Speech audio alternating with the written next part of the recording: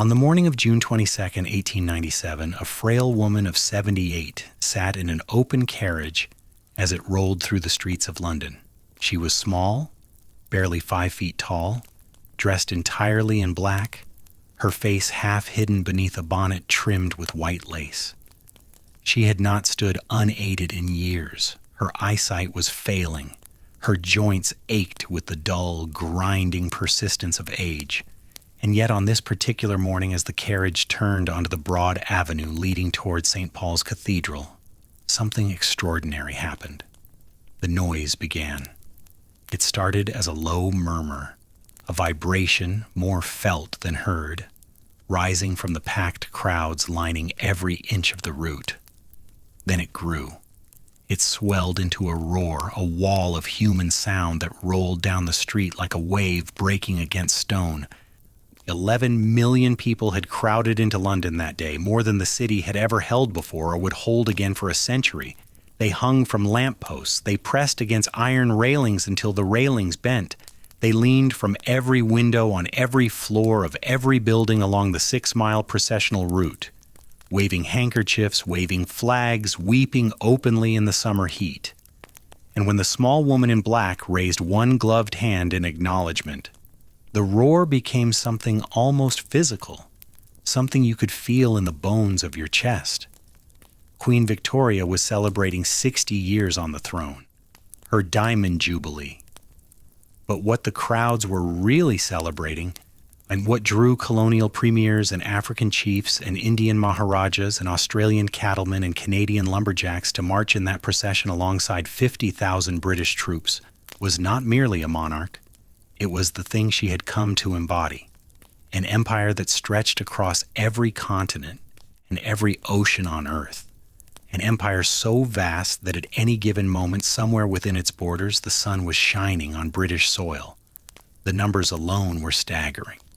On that June morning in 1897, the British Empire governed approximately 1/4 of the world's land surface.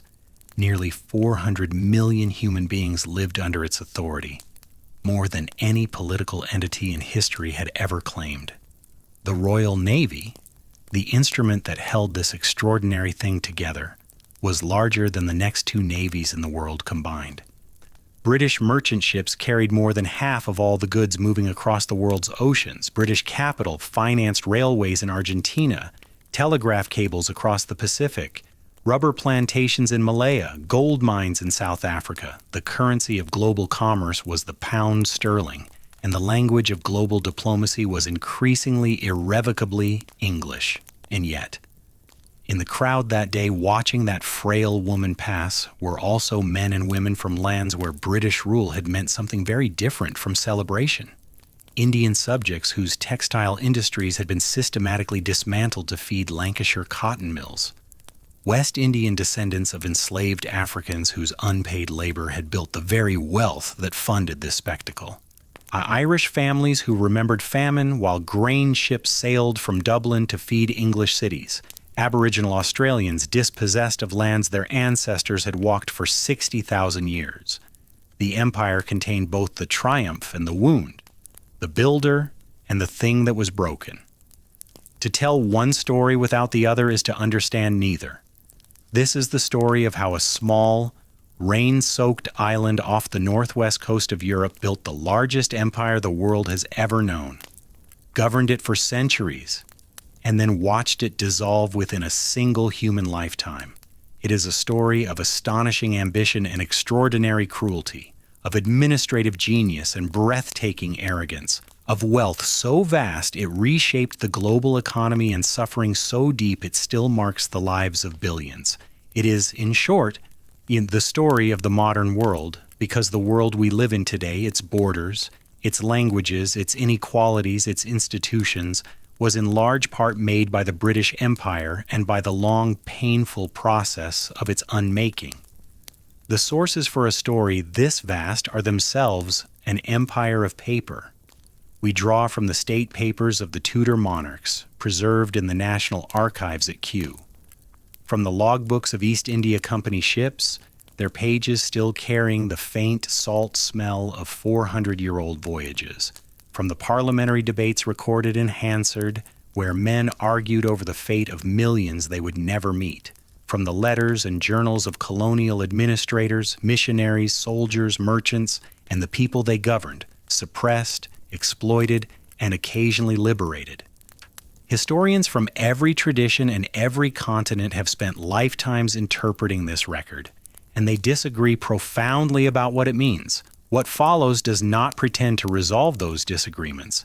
It attempts only to trace the arc, to follow the thread from its first fragile weaving to its final unraveling, and to do so with equal attention to those who held the thread and those who were bound by it. To understand how Britain came to rule a quarter of the earth, you must first understand what Britain was before it ruled anything at all. And what it was for most of its history was small. The island sits at the edge of Europe, separated from the continent by a narrow sleeve of cold, gray water that the English call the Channel and the French call La Manche.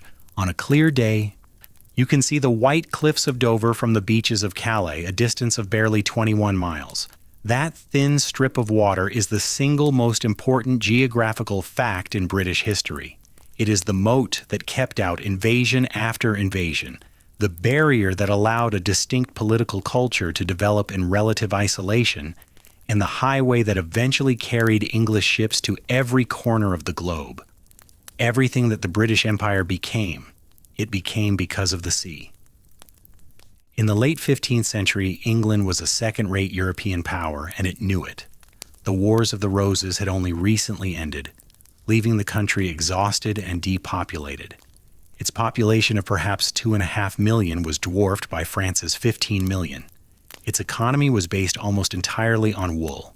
Its military had no standing army to speak of. The great age of European exploration, the age that was about to reshape the world's political geography forever, was being driven not by England, but by the Iberian powers, Portugal and Spain, whose ships were already probing the coasts of Africa, rounding the Cape of Good Hope, and pushing west across the Atlantic toward lands that no European had ever seen. When Christopher Columbus made landfall in the Caribbean in 1492, he did so under the Spanish flag. When Vasco da Gama rounded Africa and reached India in 1498, he sailed for Portugal. When the Treaty of Tordesillas divided the entire non-Christian world between Spain and Portugal in 1494, drawing a line down the Atlantic and declaring everything west of it Spanish and everything east of it Portuguese, England was not even consulted. The two Iberian kingdoms had simply carved up the planet between them, and the small island nation huddled in the North Atlantic was considered too insignificant to merit a seat at the table. This was the world into which England's imperial ambitions were born, not from a position of strength, but from a position of envy, anxiety, and the particular hunger that comes from watching others feast while you stand at the window.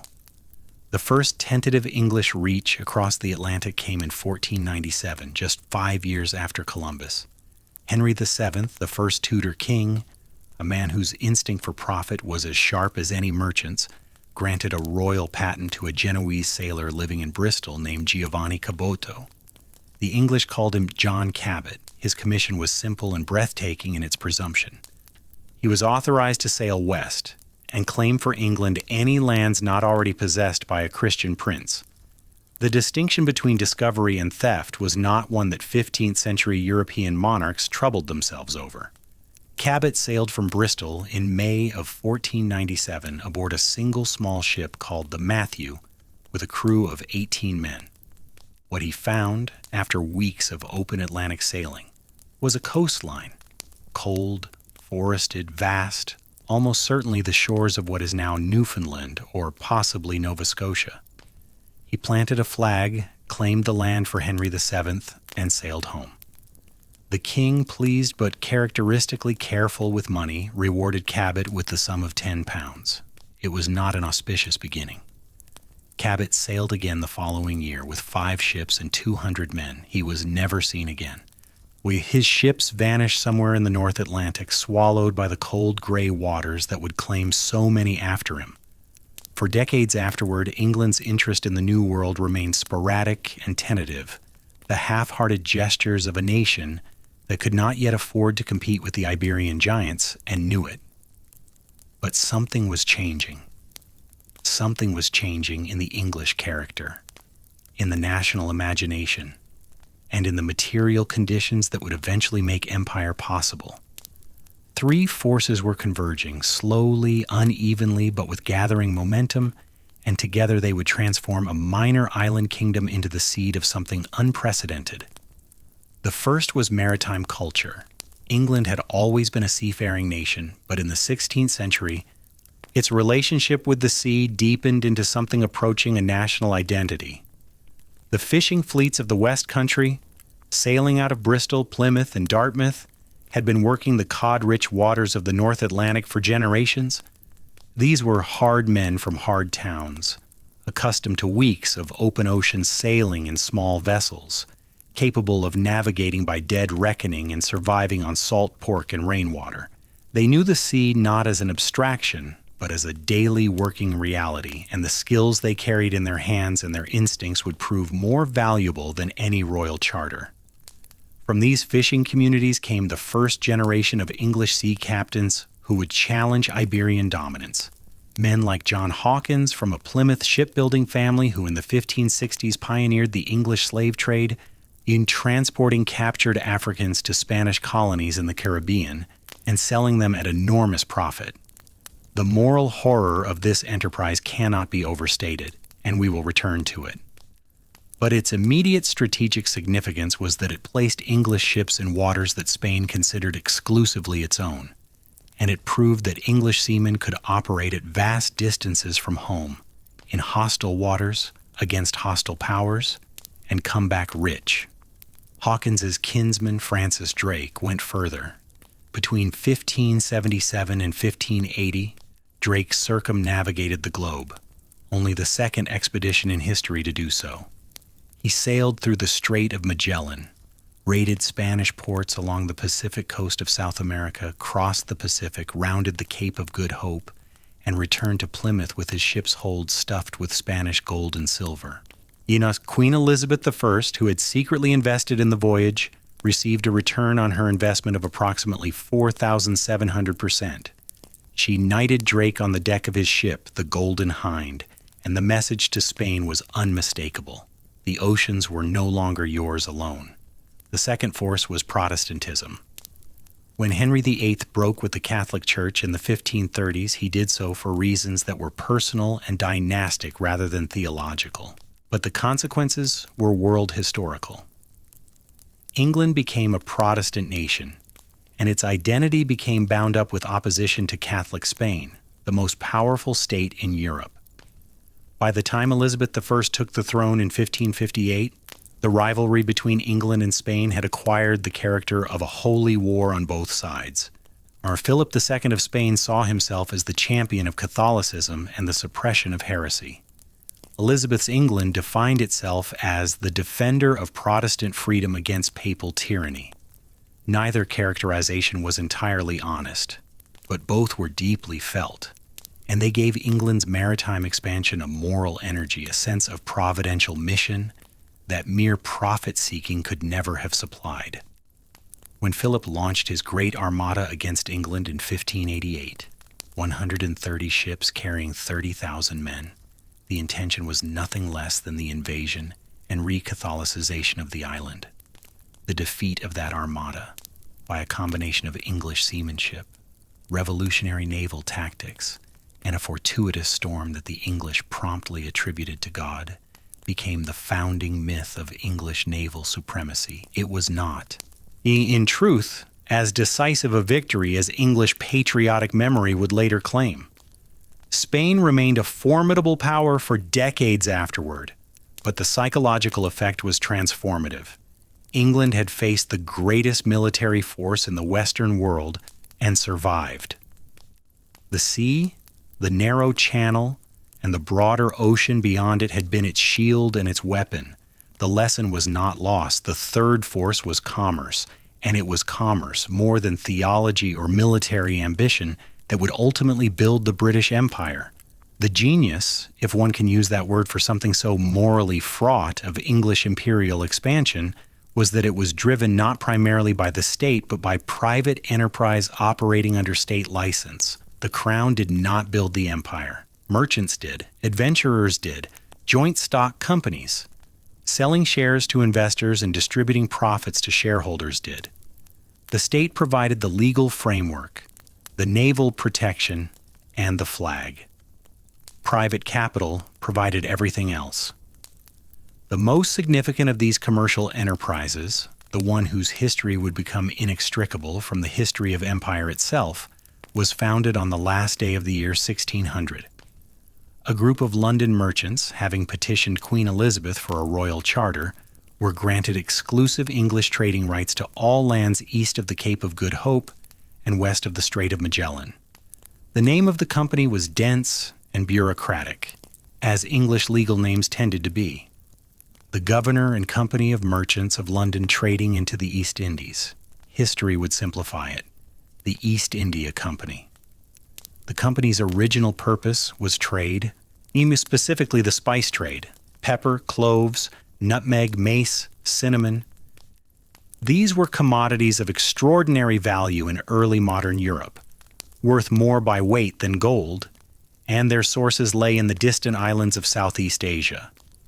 Portuguese merchants had dominated this trade for a century, operating from fortified trading posts along the coasts of India and the Malay archipelago. The English merchants intended to break that monopoly, or at least to carve out a share of it for themselves. The first voyage of the East India Company sailed in 1601. 4 ships under the command of James Lancaster heading for the pepper markets of Sumatra. Lancaster was a veteran of the Eastern Seas, a hard, unpragmatic man who had already made one voyage to the region and understood that trade in these waters was inseparable from the threat of violence. His ships carried cannon as well as cargo. The voyage was a success, returning to London in 1603 with holds full of pepper that sold at a profit of nearly 100%.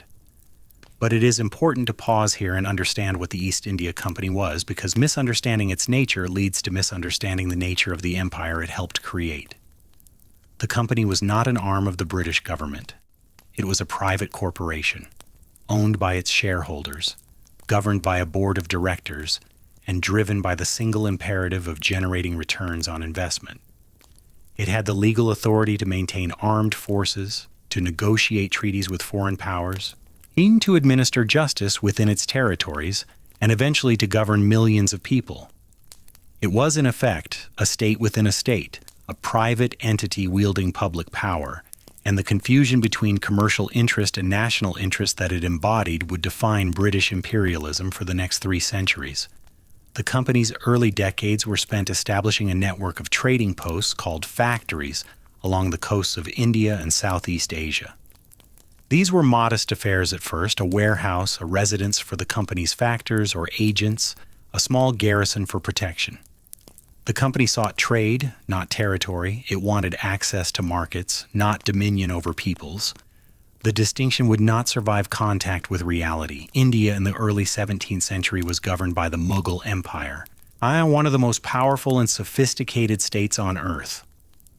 The Mughal Emperor Jahangir ruled over perhaps 150 million subjects, presiding over a court of legendary wealth and cultural refinement. When the East India Company's first ambassador, Sir Thomas Roe, arrived at Jahangir's court in 1615, he found himself in a world that made the court of King James look provincial. The gardens were immaculate. The artwork was magnificent. The emperor's robes were sewn with gems that English merchants could not have afforded to purchase, let alone wear. Roe was shrewd enough to recognize the power imbalance. He wrote home advising the company that in India the English must be traders, not conquerors. The Mughal Empire was too vast, too wealthy, and too militarily powerful to be challenged directly. This was wise counsel, and the company followed it for most of the 17th century. It operated within the Mughal system, paying duties, requesting permissions, navigating the complex web of Indian court politics with a mixture of diplomacy and bribery. It established its most important trading posts at Surat, at Madras, at Bombay, a swampy collection of islands gifted to Charles II as part of a Portuguese marriage dowry and subsequently leased to the company, and at Calcutta, a settlement founded in 1690 on the banks of the Hooghly River in Bengal. Each of these posts was a foothold, a point of commercial presence in a vast subcontinent that the English did not yet dream of ruling. But while the East India Company was threading its way into the markets of the East, another form of English expansion was taking shape 3,000 miles to the west. And this expansion was driven not by the search for spice and silk, but by something more primal: land, space, the promise of a fresh beginning in a world uncorrupted by the compromises of the old. The English colonization of North America began in earnest in 1607 when a group of settlers funded by the Virginia Company, another joint stock enterprise, established a settlement at Jamestown on the coast of what is now Virginia. The early years were catastrophic. The settlers, many of them gentlemen wholly unsuited to the brutal work of wilderness survival, died in appalling numbers from disease, starvation, and conflict with the Powhatan Confederacy, whose lands they had occupied. Of the first 500 settlers, barely 60 survived the first winter. Jamestown nearly failed entirely. And it was saved only by the discovery of a cash crop that would reshape the entire Atlantic economy: tobacco. The appetite for Virginia tobacco in England proved insatiable, and tobacco cultivation proved extraordinarily labor-intensive. The labor question, the question of who would do the back-breaking work of clearing land, planting, harvesting, and curing tobacco under the brutal Virginia sun, would produce one of the darkest chapters in the entire history of the British Empire. At first, the labor was supplied by indentured servants, English men and women who sold several years of their freedom in exchange for passage to the New World. But by the 1620s, a different and far more terrible source of labor was being exploited. In 1619, a ship arrived at Jamestown carrying approximately 20 enslaved Africans, the first of millions who would be torn from their homes, packed into the holds of ships, and transported across the Atlantic to lives of forced labor in British colonies. The slave trade did not begin with the British. Portuguese and Spanish traders had been transporting enslaved Africans to the New World since the early 16th century. But by the late 17th century, Britain had become the dominant slave trading nation on Earth, and the wealth generated by enslaved labor in the sugar plantations of the Caribbean and the tobacco fields of Virginia was flowing back to England in a torrent of profit that reshaped the economy from the ground up. The grand townhouses of Bristol and Liverpool, the elegant country estates of the English gentry, the capital that funded the early stages of the Industrial Revolution. All of this was built, in part, on the uncompensated labor of enslaved human beings. The numbers are almost too large to comprehend, and yet they must be stated because to speak of the British Empire without speaking of slavery is to describe a building without mentioning its foundation. Between the 16th and 19th centuries, British ships transported approximately 3.5 million enslaved Africans across the Atlantic. The conditions of the Middle Passage, the weeks-long ocean crossing from the West African coast to the Caribbean, were of a horror that resists language. Human beings were packed into holds so tightly that they could not turn over, chained at the wrist and ankle, lying in their own waste for weeks on end. Mortality rates on slave ships routinely reached 20%. Those who survived the crossing faced a life of labor so relentless that the average life expectancy of an enslaved person on a Caribbean sugar plantation was 7 years from the date of arrival. This was not an incidental feature of the British Empire. It was foundational. The sugar that sweetened English tea, the tobacco that filled English pipes, the cotton that fed English mills, all of these were produced by enslaved labor, and the profits from their sale financed the ships, the armies, and the administrative structures that allowed the empire to expand. When we speak of the rise of the British Empire, we must hold this knowledge in the same hand that holds the stories of exploration and discovery and constitutional innovation. They are not separate stories. They are the same story, and one cannot be understood without the other. While the southern colonies of North America were built on plantation agriculture and enslaved labor, a very different kind of English settlement was taking shape to the north. In 1620, a small group of religious separatists, Puritans who had broken with the Church of England and sought a place where they could worship according to their own convictions, sailed from Plymouth on a ship called the Mayflower and established a colony at Plymouth, Massachusetts. These were not adventurers seeking gold or merchants seeking profit. They were families, men and women and children, carrying with them a vision of a godly commonwealth, a city upon a hill, a new Jerusalem in the wilderness. The Puritan colonies of New England developed along lines radically different from the plantation colonies of the South. Their economy was based on small farms, fishing, and trade rather than large-scale agriculture. Their society was organized around the meeting house and the church rather than the great plantation house. Their political culture, rooted in congregational self-governance and the principle that authority derived from the consent of the governed, would plant seeds that would eventually grow into something the empire could not contain. By the middle of the 17th century, the pattern of English overseas expansion was set, and it was a pattern unlike that of any previous empire. Spain had built its American empire through military conquest, overthrowing the Aztec and Inca civilizations and replacing them with a centralized colonial administration controlled from Madrid. Portugal had built its Eastern Empire through a chain of fortified trading posts, extracting wealth through commerce backed by naval firepower. England was doing something different. It was building not one empire but several simultaneously, using different methods in different places for different purposes. In North America, it was a settler empire populated by English men and women who transplanted English society, English law, and English assumptions about property and governance onto lands that already belonged to the indigenous peoples of the continent. In the Caribbean, it was a plantation empire built on enslaved African labor and generating wealth that flowed back to England in rivers of sugar and rum. In India and Southeast Asia, it was a commercial empire operating through the mechanism of the East India Company, seeking trade rather than territory, working within existing political structures rather than replacing them. And everywhere, it was a maritime empire held together not by roads or railways, but by ships, by the wooden walls of the Royal Navy and the Merchant Marine, by the mastery of the sea that geography and national character had conspired to produce. This multiplicity was the British Empire's greatest strength and its most fundamental tension.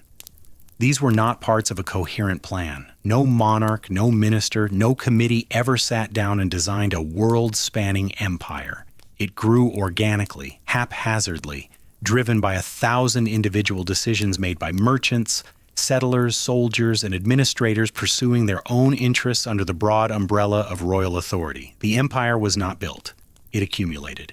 And in the late 17th century, and it was about to encounter its first great rival, not Spain, which was slowly declining into exhaustion after centuries of imperial overreach, not Portugal, which had been absorbed into the Spanish crown and was losing its grip on its eastern possessions.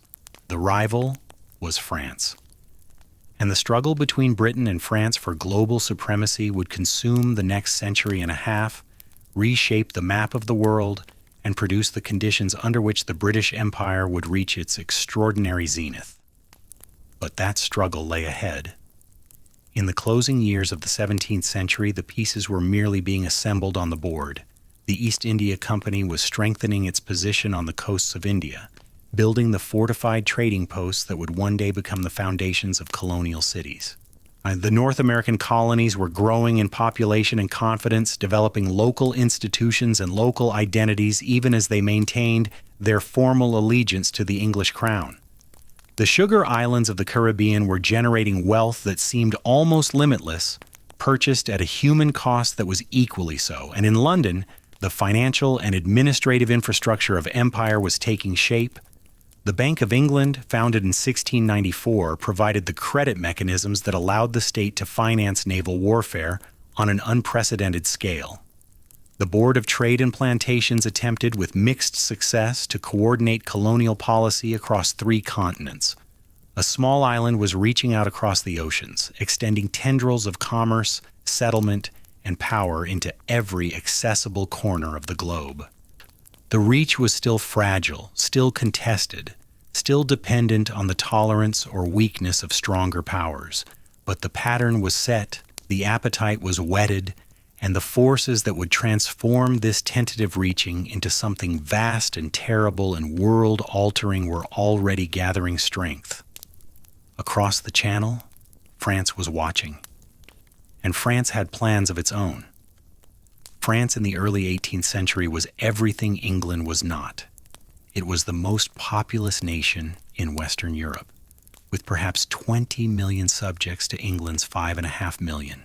Its army was the finest on the continent, disciplined, professional, and vast. Its culture was the envy of every European court. Its language, the lingua franca of diplomacy. Its architecture and art, the standard by which civilization measured itself. Louis XIV, the Sun King, had built Versailles as a monument to the proposition that France was the center of the world, and for a time the proposition was difficult to argue with. France was also building an empire. In North America, French explorers and fur traders had penetrated deep into the interior of the continent, following the great river systems that the English colonists, hemmed in along the Atlantic seaboard by the Appalachian Mountains, had barely glimpsed. French traders paddled the St. Lawrence, the Great Lakes, the Ohio, and the Mississippi, establishing alliances with indigenous nations and claiming for France a vast arc of territory stretching from Quebec to New Orleans. In the Caribbean, French planters had established sugar colonies on Saint-Domingue, Guadeloupe, and Martinique that rivaled and in some cases exceeded the productivity of their British counterparts. In India, the French Compagnie des Indes operated trading posts at Pondicherry and Chandernagore that competed directly with the British East India Company for access to Indian textiles, spices, and saltpeter. The struggle between Britain and France was not a single war. It was a series of wars stretching across the better part of a century, fought on battlefields scattered across 4 continents and every major ocean. Historians sometimes call it the Second Hundred Years' War, and the name is apt because what was at stake was nothing less than which of these 2 European powers would dominate the emerging global order. The War of the Spanish Succession, the War of the Austrian Succession, the 7 Years' War, the wars of the French Revolution, and the Napoleonic era. These were not separate conflicts so much as successive rounds in a single prolonged contest for planetary supremacy. Of all these wars, the one that mattered most, the one that tilted the balance irrevocably in Britain's favor and established the conditions for everything that followed, was the 7 Years' War, which raged from 1756 to 1763. Winston Churchill would later call it the First World War, and he was not wrong. It was fought in Europe, in North America, in the Caribbean, in West Africa, in India, and on every ocean between them. And when it was over, the map of the world had been redrawn in Britain's favor so comprehensively that the transformation still defies easy comprehension. The war's decisive theater was North America. The French position there was strategically brilliant, but demographically fragile. New France, that enormous sweep of territory from the mouth of the St. Lawrence to the delta of the Mississippi, was held by barely 70,000 French settlers, supported by a network of alliances with indigenous nations who had their own reasons for resisting British expansion. The British colonies, by contrast, held approximately 1.5 million people, a population advantage of more than 20 to 1. But the British colonists were scattered, fractious, and incapable of coordinated action. Each colony jealously guarded its own prerogatives and regarded the others with suspicion. The French, for all their demographic weakness, possessed unity of command, the support of powerful indigenous allies, and a string of fortifications controlling the interior waterways that were the continent's strategic arteries. The early years of the war in North America went badly for Britain. A young Virginia militia officer named George Washington, sent to challenge French expansion into the Ohio Valley, was defeated and forced to sign a humiliating surrender at Fort Necessity in 1754. The following year, a major British force under General Edward Braddock was ambushed and destroyed on its march to capture Fort Duquesne, the French stronghold at the forks of the Ohio River. Braddock himself was killed, and the survivors retreated in disorder. The French and their indigenous allies raided deep into the frontier settlements of Pennsylvania, Virginia, and New York. burning farms, killing settlers, and driving the population back toward the coast in terror. The transformation came with the appointment of William Pitt the Elder as Secretary of State in 1757. Pitt was one of those rare political figures who combined strategic vision with ruthless executive energy. He understood, with a clarity that eluded most of his contemporaries, that the war in Europe was a sideshow. The real prize lay overseas, in the colonies and trade routes that would determine which nation dominated the global economy for generations to come. Pitt poured resources into the naval and colonial theaters, sending Britain's best commanders and its most capable regiments to fight in North America and India while subsidizing Frederick the Great of Prussia to keep France occupied on the European continent. The results were spectacular. In 1758, British forces captured Louisbourg, the great French fortress guarding the mouth of the St. Lawrence. In 1759, a combined naval and military expedition fought its way up the St. Lawrence River to Quebec, the capital of New France, which stood on cliffs 200 feet above the river, seemingly impregnable. The British commander was James Wolfe, 32 years old, thin, sickly, and possessed of a reckless courage that bordered on a desire for death. On the night of September 12, 1759, Wolfe led 4,500 men in a silent climb up a narrow path on the face of the cliffs, hauling themselves up by roots and branches in the darkness, reaching the plains of Abraham above the city just before dawn.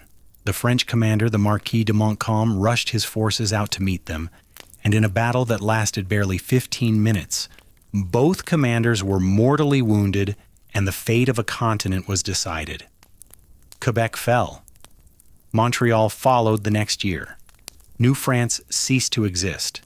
Meanwhile, in India, the parallel struggle between Britain and France was producing consequences equally profound and far more lasting.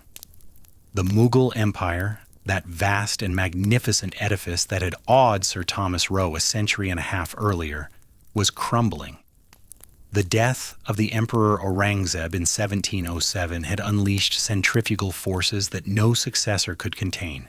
Provincial governors declared de facto independence. Regional powers, the Marathas in the west, the Nizam of Hyderabad in the south, the Nawabs of Bengal in the east, carved out their own domains. India fractured into a mosaic of competing states, and into this fracture the European trading companies inserted themselves, first as allies, then as arbiters, and finally as rulers. The critical figure in this transformation was Robert Clive, and his story illustrates with uncomfortable precision the combination of personal ambition, commercial greed, and military audacity that drove British expansion in India. Clive had come to India as a lowly clerk in the East India Company, a young man from a minor Shropshire family with no connections, no fortune, and a temperament so volatile that he had twice attempted suicide before the age of 20. What he possessed in abundance was nerve. A cold, calculating nerve that allowed him to see opportunities where others saw only chaos, and to act on them with a speed that left his adversaries perpetually off balance. In 1757, Clive led a force of 900 British soldiers and 2,000 Indian sepoys against the army of Siraj-ud-Dowlah, the Nawab of Bengal, at a place called Plassey.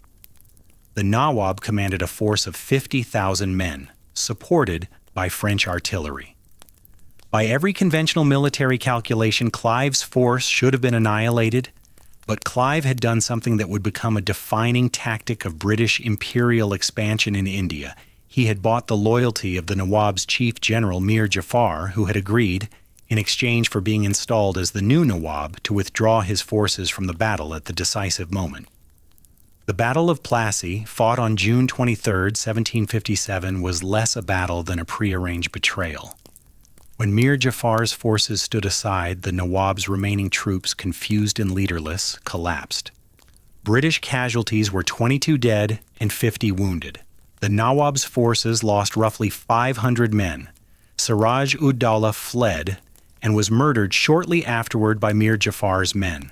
And with that, the richest province in India, Bengal, with its teeming population, its textile industries, its agricultural wealth, passed under the effective control of the East India Company. Plassey was not a conquest in any conventional sense. It was a corporate takeover backed by bayonets. The East India Company did not initially claim sovereignty over Bengal. It claimed the Diwani, the right to collect revenue, which the Mughal emperor, now little more than a powerless figurehead in Delhi, formally granted in 1765. The company was now simultaneously a trading corporation and a revenue-collecting government, a hybrid entity without precedent in world history, commanding its own armies, administering its own justice, and extracting wealth from a population of perhaps 30 million people who had no voice in the arrangement and no recourse against it. The consequences were devastating.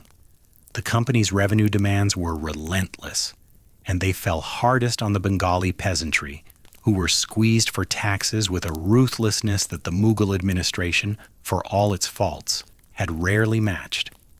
When the monsoon failed in 1769, the result was the Bengal famine of 1770, one of the worst demographic catastrophes in recorded history. Estimates of the death toll vary, but most historians place it at approximately 10 million people, roughly one-third of Bengal's population.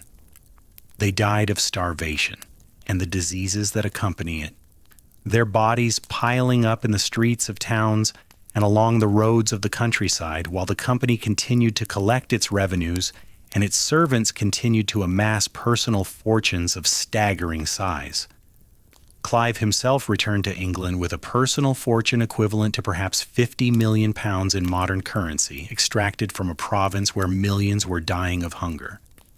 When questioned about his conduct before a parliamentary committee, he expressed not contrition, but indignation. "By God, Mr. Chairman," he said, "at this moment I stand astonished at my own moderation. It is one of the most revealing statements in the entire history of the British Empire, a window into a mentality that could genuinely regard the extraction of 50 million pounds from a starving province as an exercise in restraint. The Treaty of Paris, signed in 1763, ended the 7 Years' War and redrew the map of the world. France ceded virtually all of New France to Britain, surrendering Canada and all its territories east of the Mississippi. Spain, which had entered the war late on France's side, ceded Florida to Britain. In India, France retained a handful of trading posts but abandoned its ambitions for territorial control, leaving the East India Company as the dominant European power on the subcontinent. In West Africa, in the Caribbean, in the Mediterranean, British gains were consolidated and French losses were formalized. Britain emerged from the 7 Years' War as the preeminent imperial power on earth. Its navy controlled the sea lanes. Its merchants dominated global trade. Its colonies stretched from the frozen shores of Hudson Bay to the steaming river deltas of Bengal. And yet the very completeness of this victory contained the seeds of the empire's first great crisis, because the war that had given Britain mastery of North America had also fundamentally altered the relationship between the mother country and its American colonies in ways that no one had anticipated and no one could reverse. The problem was money. The 7 Years' War had been enormously expensive, nearly doubling Britain's national debt, and the British government reasonably concluded that the American colonists, who had benefited most directly from the removal of the French threat to their western borders, should contribute to the cost of their own defense. The Stamp Act of 1765, the Townshend Acts of 1767, the Tea Act of 1773, each of these was an attempt to raise revenue from the colonies, and each provoked a reaction of escalating fury. The colonists did not object to taxation itself. They objected to being taxed by a parliament in which they had no representation. The principle was not merely practical, but philosophical, rooted in a tradition of English constitutional thought that held that property could not be taken from free men without their consent, expressed through their elected representatives. The colonists were making an argument that was, at its core, profoundly English, an argument about the rights of Englishmen drawn from Magna Carta and the Glorious Revolution, and the very constitutional principles that the English themselves claimed to hold sacred.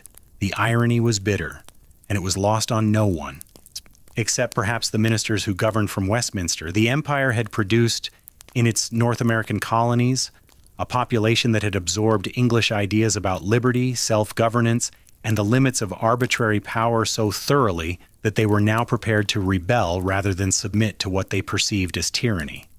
The empire was being challenged by its own principles, confronted by its own children with the contradiction between what it preached and what it practiced. The American Revolution, which erupted into open warfare in April of 1775, is often told as an American story, and so it is.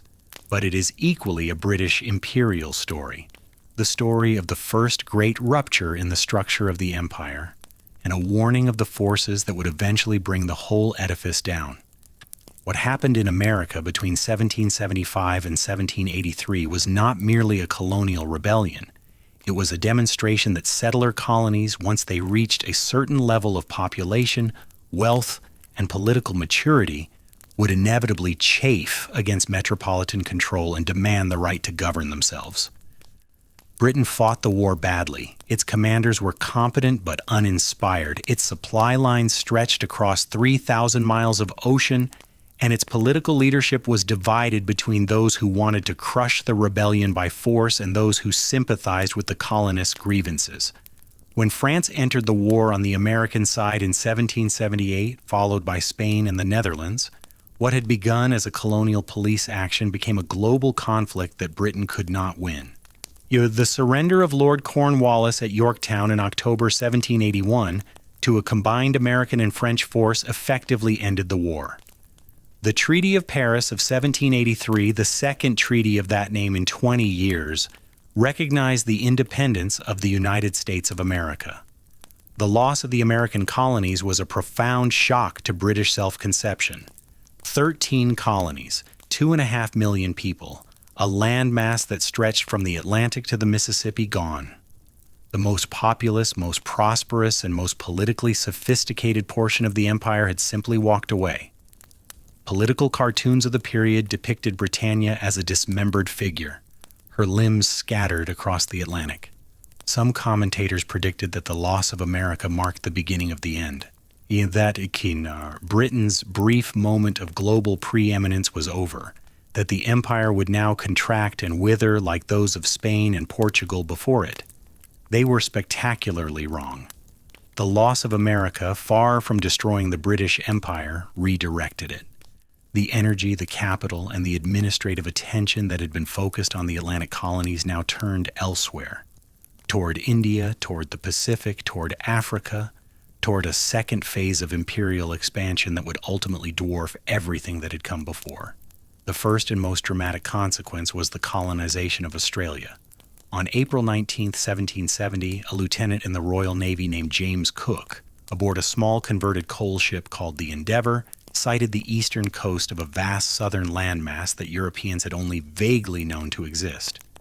Cook spent 4 months charting the coastline, mapping harbors, collecting botanical specimens, and making contact with the Aboriginal peoples whose ancestors had inhabited the continent for at least 60,000 years, the longest continuous human civilization on Earth. He named the lush coastal strip New South Wales and claimed it for King George III. 18 years later, in January 1788, a fleet of 11 ships carrying approximately 750 convicts and their marine guards sailed into a harbor on that eastern coast and established the first European settlement in Australia. The colony was called New South Wales, and its initial purpose was grimly practical. With the American colonies no longer available as a destination for transported criminals, Britain needed a new dumping ground for its overflowing prisons. Why does Australia, at the farthest possible remove from England, separated by months of ocean sailing, seemed ideal?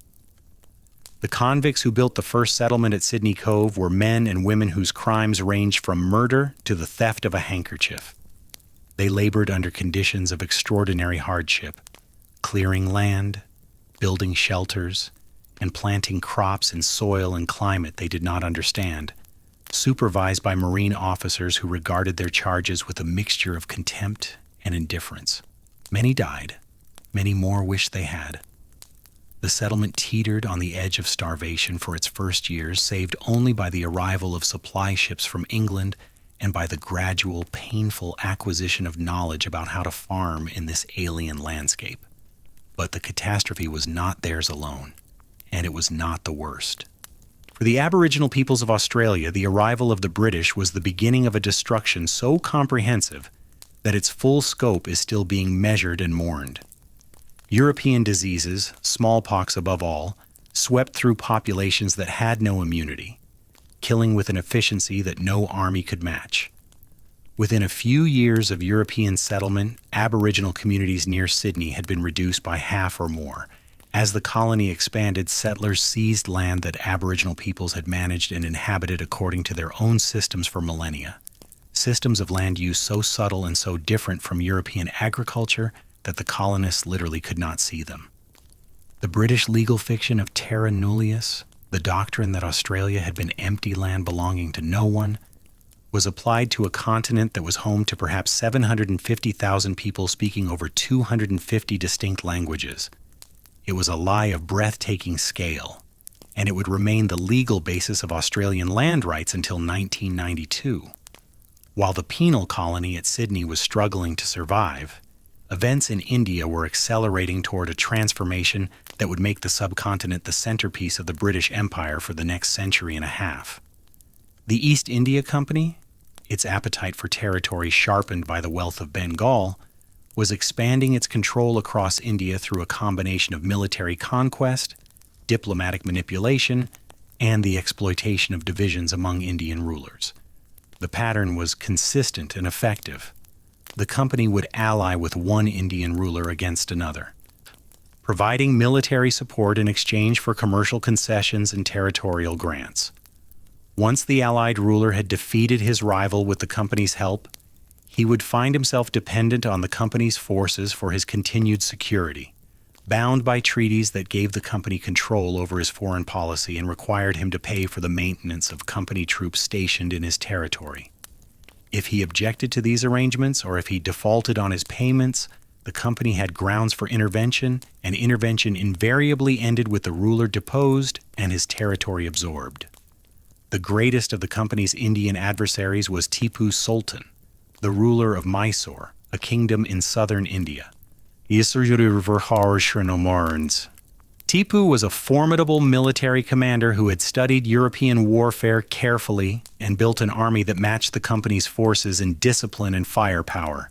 He had allied himself with revolutionary France, planting a liberty tree in his capital and corresponding with Napoleon about a joint campaign to drive the British from India. He was, in British eyes, the most dangerous man on the subcontinent, and his destruction became a strategic imperative. The Fourth Anglo-Mysore War ended on May 4, 1799, when British forces under the command of General George Harris stormed Tipu's capital at Seringapatam. Tipu died fighting in the breach, his body found beneath a pile of the slain, still gripping his jeweled sword. His kingdom was dismembered, his treasury was looted, his sons were taken into British custody, and the message to every remaining Indian ruler was unmistakable. Resistance to the company was not merely futile, it was fatal. By the early 19th century, the East India Company controlled, directly or indirectly, the greater part of the Indian subcontinent.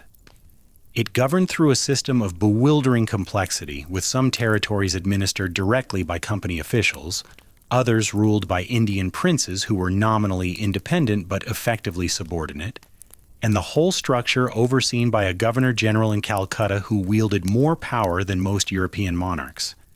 The company maintained a standing army of over 200,000 men, the vast majority of them Indian sepoys commanded by British officers, making it the largest military force in Asia. And it was not only in India and Australia that the empire was expanding. In the decade following the loss of America, Britain tightened its grip on the Caribbean, fought to maintain its slave trading supremacy against abolitionist pressure at home, and began the strategic acquisition of naval bases and coaling stations that would become the infrastructure of global maritime dominance. Gibraltar, seized from Spain in 1704, guarded the entrance to the Mediterranean. The Cape Colony, taken from the Dutch during the Napoleonic Wars, controlled the sea route to India. Ceylon provided a strategic position in the Indian Ocean. Malta, acquired in 1814, anchored British power in the central Mediterranean. Each acquisition was justified in terms of security, trade, or strategic necessity. Each added another thread to the web. And underlying all of it, powering the entire enterprise like a hidden engine, was a transformation taking place on the home island itself. A transformation that would give Britain a material advantage over every other nation on earth and make the 19th century, for better and for worse, a British century.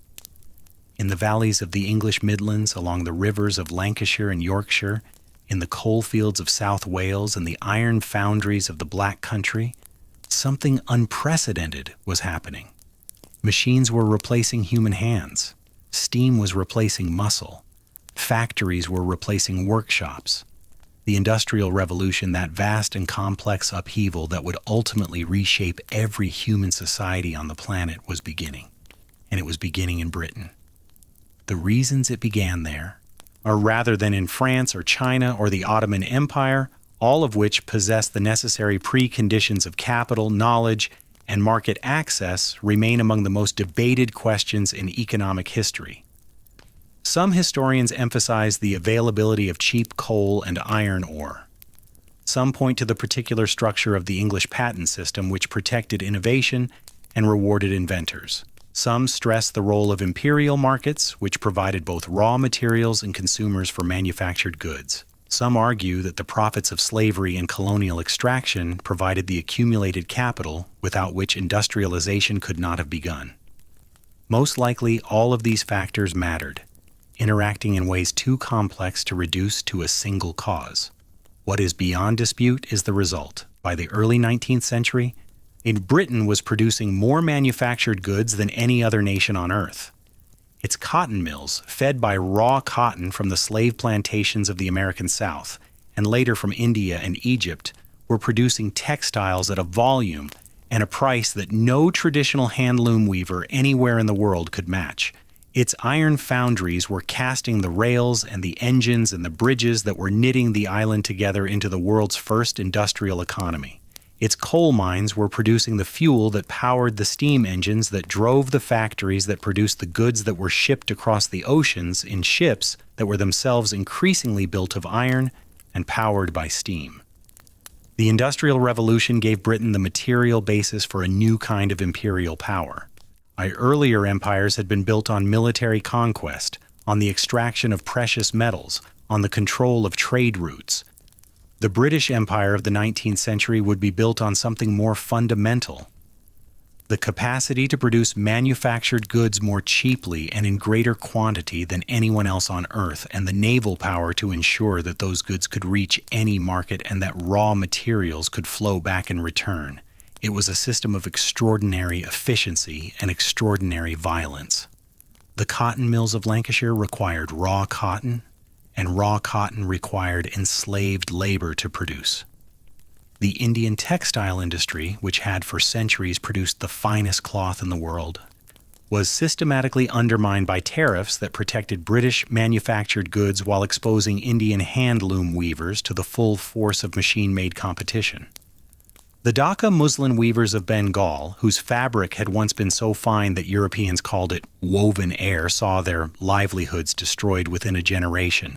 Entire cities that had thrived on textile production were reduced to poverty. The wealth flowed one way, from the periphery to the center, from the colony to the metropolis, and the empire's greatest triumph, its industrial supremacy, was inseparable from its greatest crime: the systematic destruction of the economic independence of the peoples it governed. But these were truths that few in Britain wished to confront in the early 19th century. What they saw instead was power. Power that seemed to grow with every passing year. Power that manifested in the ever-expanding red patches on the map.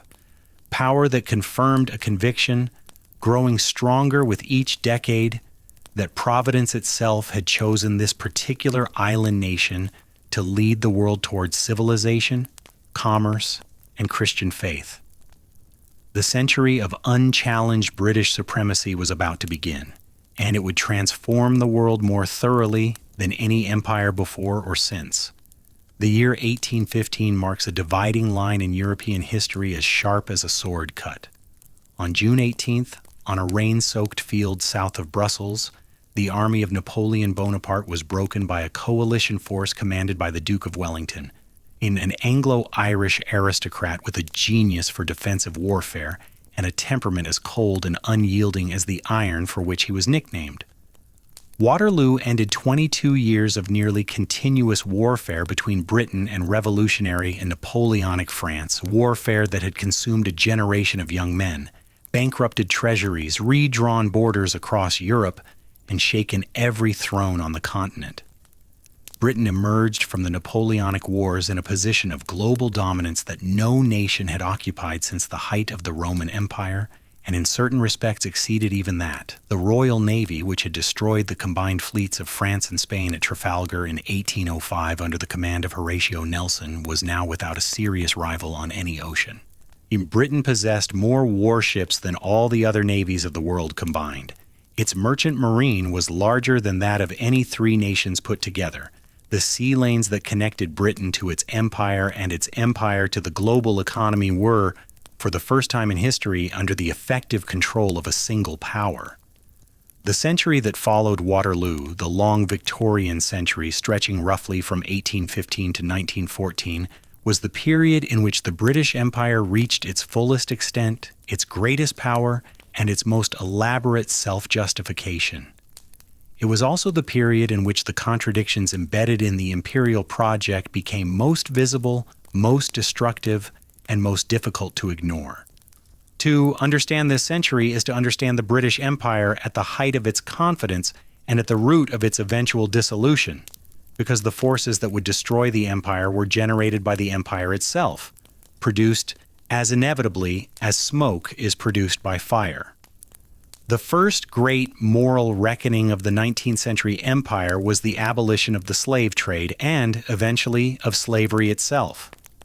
The movement to end British participation in the slave trade had been building since the 1780s, driven by a coalition of evangelical Christians, Quaker activists, and Enlightenment intellectuals who argued that the buying and selling of human beings was an abomination before God and an offense against natural law. The campaign was led by figures whose names deserve to be remembered.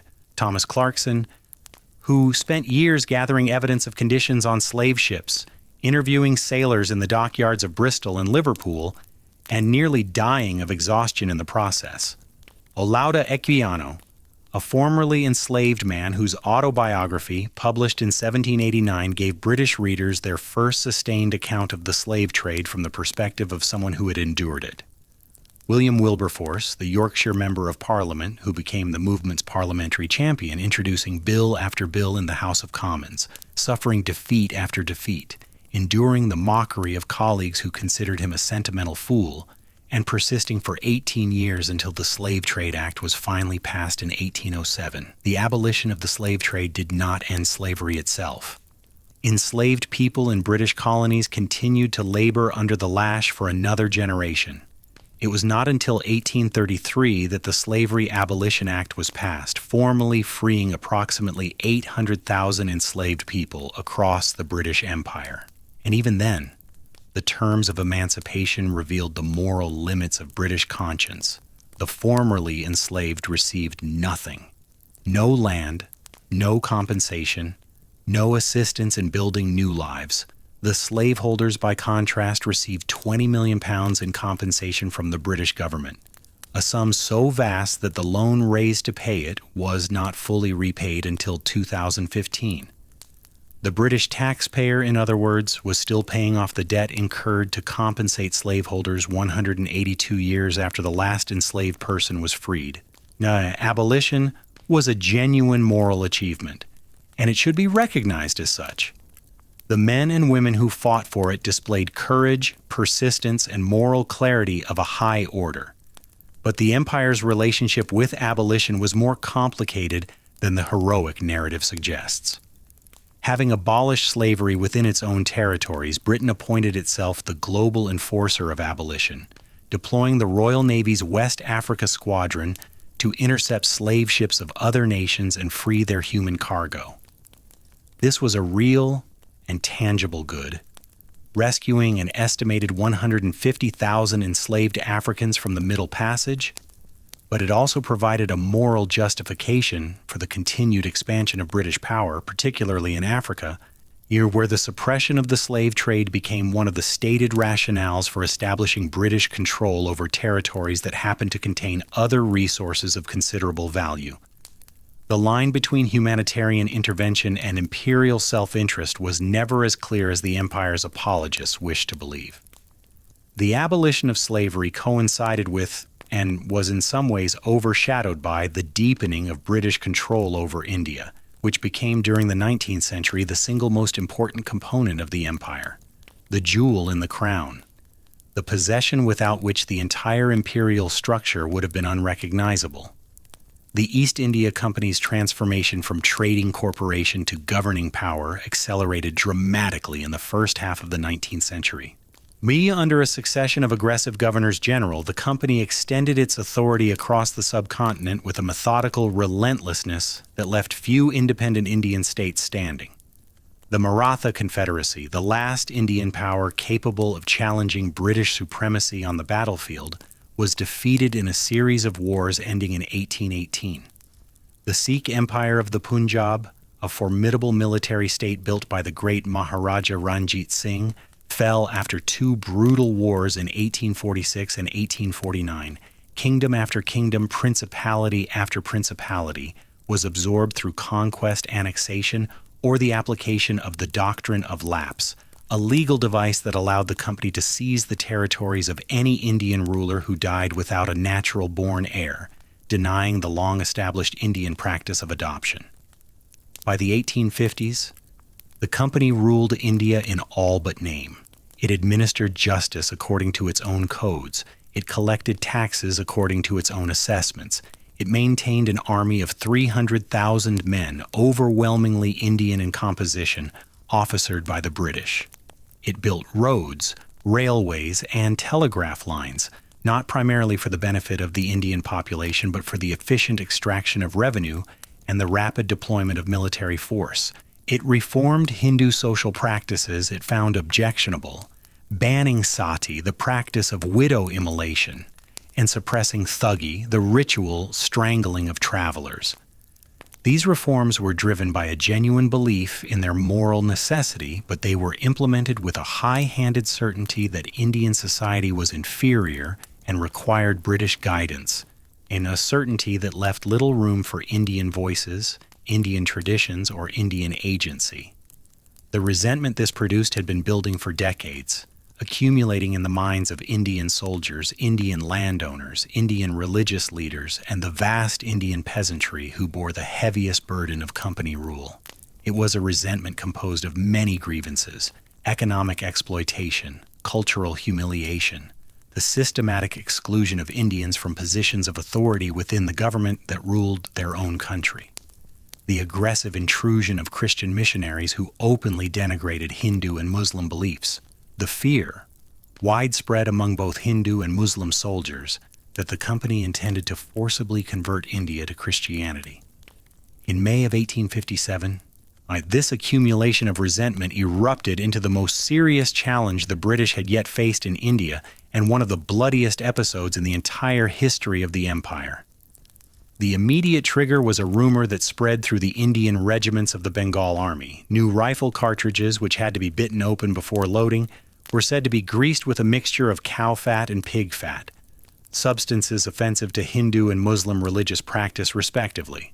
Whether the rumor was true mattered less than the fact that it was believed, because it crystallized in a single concrete grievance, the vast accumulation of distrust that years of company rule had produced. On May 10th, 1857, sepoys of the 3rd Light Cavalry at Meerut, 40 miles northeast of Delhi, mutinied. They killed their British officers, all freed imprisoned comrades, and marched on Delhi, where they proclaimed the restoration of the aged Mughal Emperor Bahadur Shah Zafar as sovereign of India. The rebellion spread with a speed that terrified the British. Across a wide arc of northern and central India, Indian soldiers rose against their officers. Entire regiments murdered the men who had commanded them. At Kanpur, a British garrison that had surrendered under terms of safe passage was massacred, and the surviving women and children were killed and their bodies thrown down a well. At Lucknow, the British residency was besieged for months, its defenders slowly dying of disease and starvation while the city raged around them. The British response, when it came, was of a ferocity that revealed the depth of racial terror underlying the empire's civilizing rhetoric.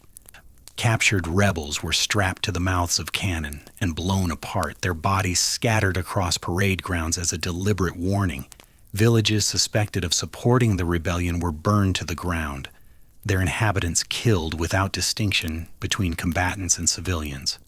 In Delhi, after the city was recaptured in September 1857, British troops embarked on a spree of looting and killing that spared neither age nor gender. The old Emperor Bahadur Shah was tried, exiled to Burma, and the Mughal dynasty, which had ruled in India since 1526, was extinguished forever. The rebellion, which the British called the Indian Mutiny, and which Indian historians more accurately call the First War of Independence, was suppressed by the end of 1858. But it destroyed the fiction that the East India Company was capable of governing India, and it forced a fundamental restructuring of British rule on the subcontinent. The Government of India Act of 1858 dissolved the East India Company's governing authority and transferred it directly to the British Crown. India was now formally a possession of the British state, governed by a viceroy appointed by the monarch, administered by the Indian civil service, an elite bureaucracy of approximately 1,000 British men who ruled over nearly 300 million Indian subjects. Queen Victoria was proclaimed Empress of India in 1876, and the subcontinent assumed its central position in the iconography and self-conception of the British Empire. The Raj, as British India was known, he operated on a paradox that its administrators were never able to resolve. It claimed to be governing India for the benefit of the Indian people, introducing modern education, modern law, modern infrastructure, and modern medicine. And it did, in fact, introduce these things. Railways knitted the subcontinent together. Universities produced a generation of Indian intellectuals educated in English and conversant with European political philosophy. The rule of law, however imperfectly applied, replaced the arbitrary authority of the more capricious Indian rulers. Famines, which had been a recurring feature of Indian life for centuries, were addressed, though with a competence that varied wildly and a callousness that at times beggared belief. The Great Famine of 1876 to 1878, which struck southern and western India during a severe drought, it killed between 5.5 and 9 million people. The viceroy, Lord Lytton, a poet and aesthete who seemed constitutionally incapable of grasping the scale of suffering occurring under his administration, responded by organizing the Imperial Assemblage of 1877, a lavish ceremony at which Victoria's new title of Empress was proclaimed, featuring 68,000 guests, a week of celebrations, and a feast of epic proportions, staged while millions of his Indian subjects starved to death within a few hundred miles of the festivities. Grain was available. It was not distributed. The principles of free market economics, the conviction that government interference in the grain market would distort prices and create dependency, were held to take precedence over the principle that a government was responsible for keeping its subjects alive. It was laissez-faire as mass death, economic ideology elevated to the status of theology, and it would be repeated, with variations, in subsequent famines in 1896 and 1899, each of which killed millions. The paradox of improvement and exploitation, of railways built and famines ignored, of universities opened and dissent suppressed, defined the Raj throughout its existence. The benefits of British rule were real but unevenly distributed, flowing disproportionately to those Indians who cooperated with the system and to the British themselves. The costs were borne overwhelmingly by the Indian poor, the peasants and laborers and artisans whose taxes funded the administration, whose raw materials fed British industry, and whose lives were valued by the imperial calculus at something considerably less than those of their rulers. It was from within this system, and from among the very Indians whom the system had educated, that the forces that would eventually destroy the Raj would emerge. But that emergence lay decades in the future. In the latter half of the 19th century, the empire was not contracting. It was expanding faster and farther than ever before, driven by a combination of industrial power, strategic anxiety, and an ideology of racial and civilizational superiority that had hardened into something approaching a national religion. The ideology had a name, or rather, it had several names, each reflecting a different facet of the same underlying conviction. The white man's burden, after Rudyard Kipling's poem, the civilizing mission, the duty of the higher races to govern the lower. Social Darwinism, the application of evolutionary theory to human societies, which held that the dominance of European nations over the rest of the world was not merely a historical accident, but a biological inevitability, the natural outcome of a struggle for survival in which the fittest races prevailed. These ideas were not confined to the fringes. They were mainstream, respectable, endorsed by scientists, politicians, clergymen, and intellectuals across the political spectrum. They were taught in schools, preached from pulpits, and embedded in the administrative structures of every British colony. They provided the moral framework within which the empire's vast inequalities could be understood not as injustice, but as order, not as exploitation, but as trusteeship, not as dominance, but as duty. They allowed decent, intelligent, often genuinely well-meaning men and women to participate in a system of global racial hierarchy without ever confronting the full implications of what they were doing.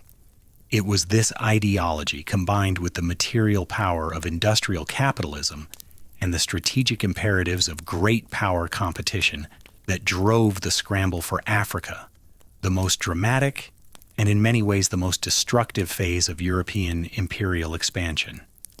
In 1870, European powers controlled approximately 10% of the African continent, mostly coastal trading posts and the older colonies in Algeria and South Africa. By 1914, they controlled approximately 90%, an entire continent, home to hundreds of distinct peoples, languages, cultures, and political systems. I was carved up and distributed among European powers with a speed and a completeness that remains one of the most extraordinary events in world history. The Berlin Conference of 1884 to 1885, convened by the German Chancellor Otto von Bismarck, established the ground rules for this partition. No African leaders were invited. No African interests were consulted. European diplomats drew lines on maps of a continent most of them had never visited, dividing territories along latitudes and longitudes that cut through existing African kingdoms, ethnic groups, and trade networks with geometrical indifference. The borders they drew, arbitrary, irrational, and imposed without reference to any African reality, would become the borders of independent African nations a century later. And the conflicts generated by their arbitrariness would persist long after the European empires had withdrawn. Britain's share of Africa was enormous.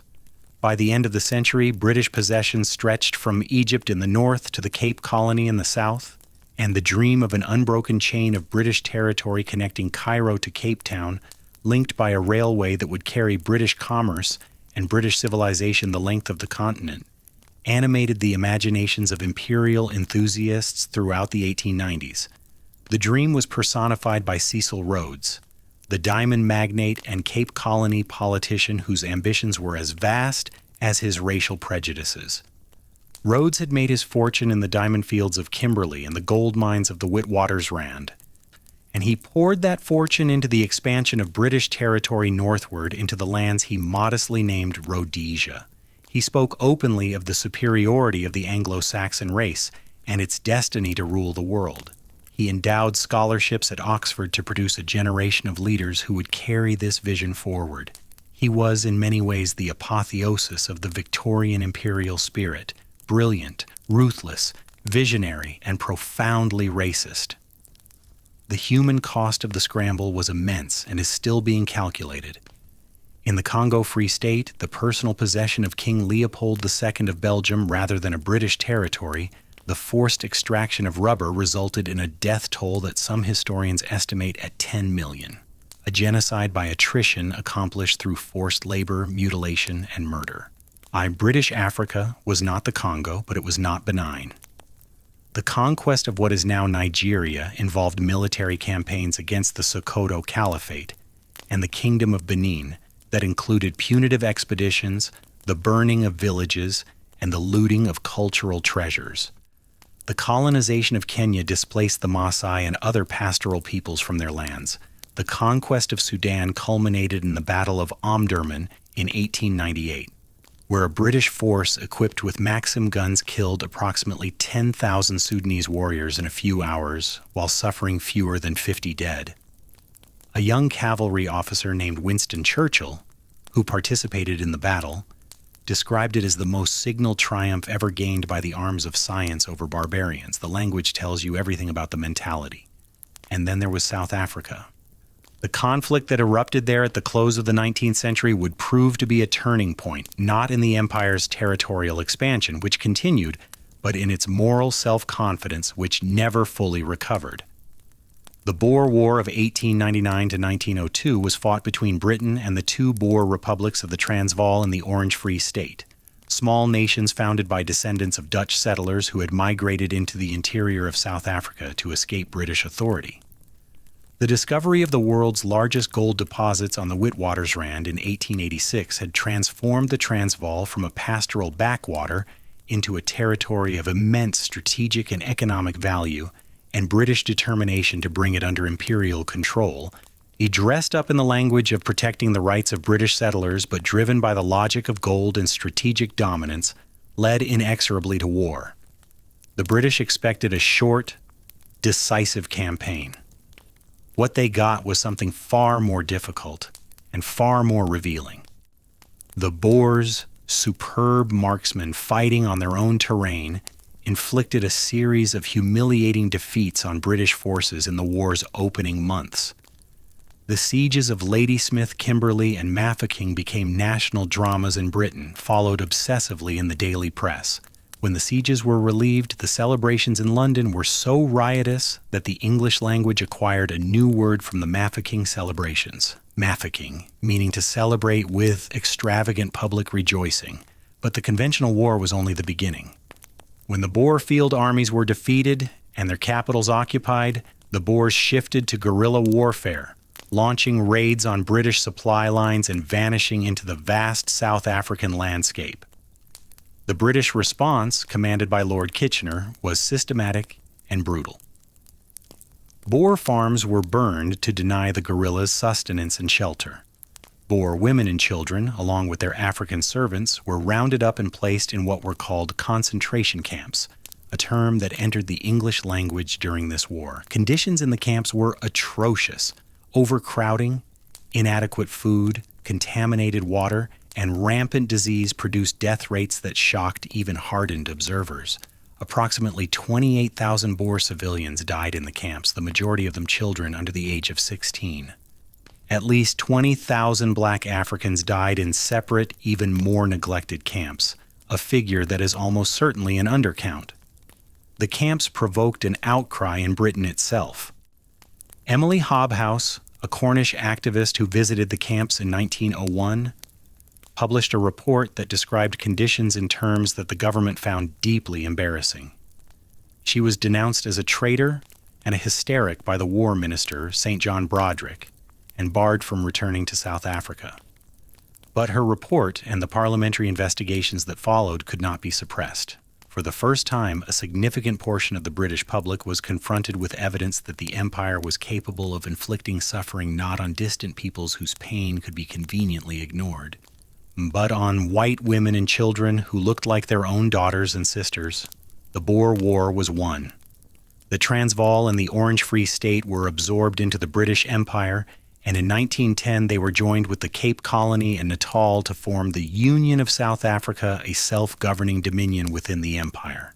But the victory tasted of ash. The war had cost Britain 22,000 dead, 250,000 horses, and £220 million. It had revealed the British Army to be poorly trained, poorly led, and poorly equipped for modern warfare. It had damaged Britain's international reputation, as European and American opinion turned against what was widely seen as a war of imperial aggression against a small people fighting for their independence.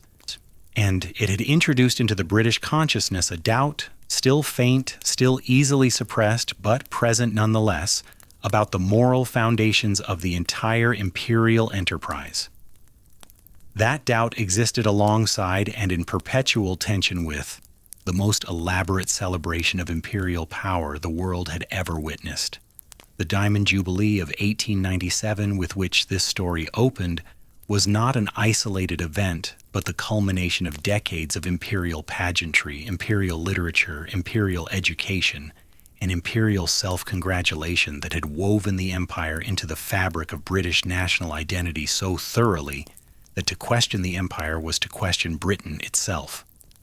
The map on the schoolroom wall, with its vast red patches spreading across every continent, was the most powerful piece of imperial propaganda ever devised. Children who grew up looking at that map absorbed its message at a level deeper than conscious thought. Britain was great. Britain was everywhere. Britain's reach was the measure of its virtue. The stories they read, from the adventure tales of G.A. Henty to the poems of Kipling to the novels of H. Rider Haggard, reinforced the message. The empire was an adventure, a duty, a destiny. The peoples it governed were childlike, savage, or exotic, but never equal. The British were the adults of the world, and the world required their supervision. This self-image, this story that Britain told itself about itself, was not entirely false. The British Empire did build things. It built railways and roads and hospitals and schools. It established legal systems and civil services. It suppressed practices that were genuinely cruel. It connected distant parts of the world to one another and to a global economy that, for all its inequities, raised the material standard of living for some of those it touched. These were real achievements, and to deny them is as dishonest as to celebrate them without acknowledging the price at which they were purchased.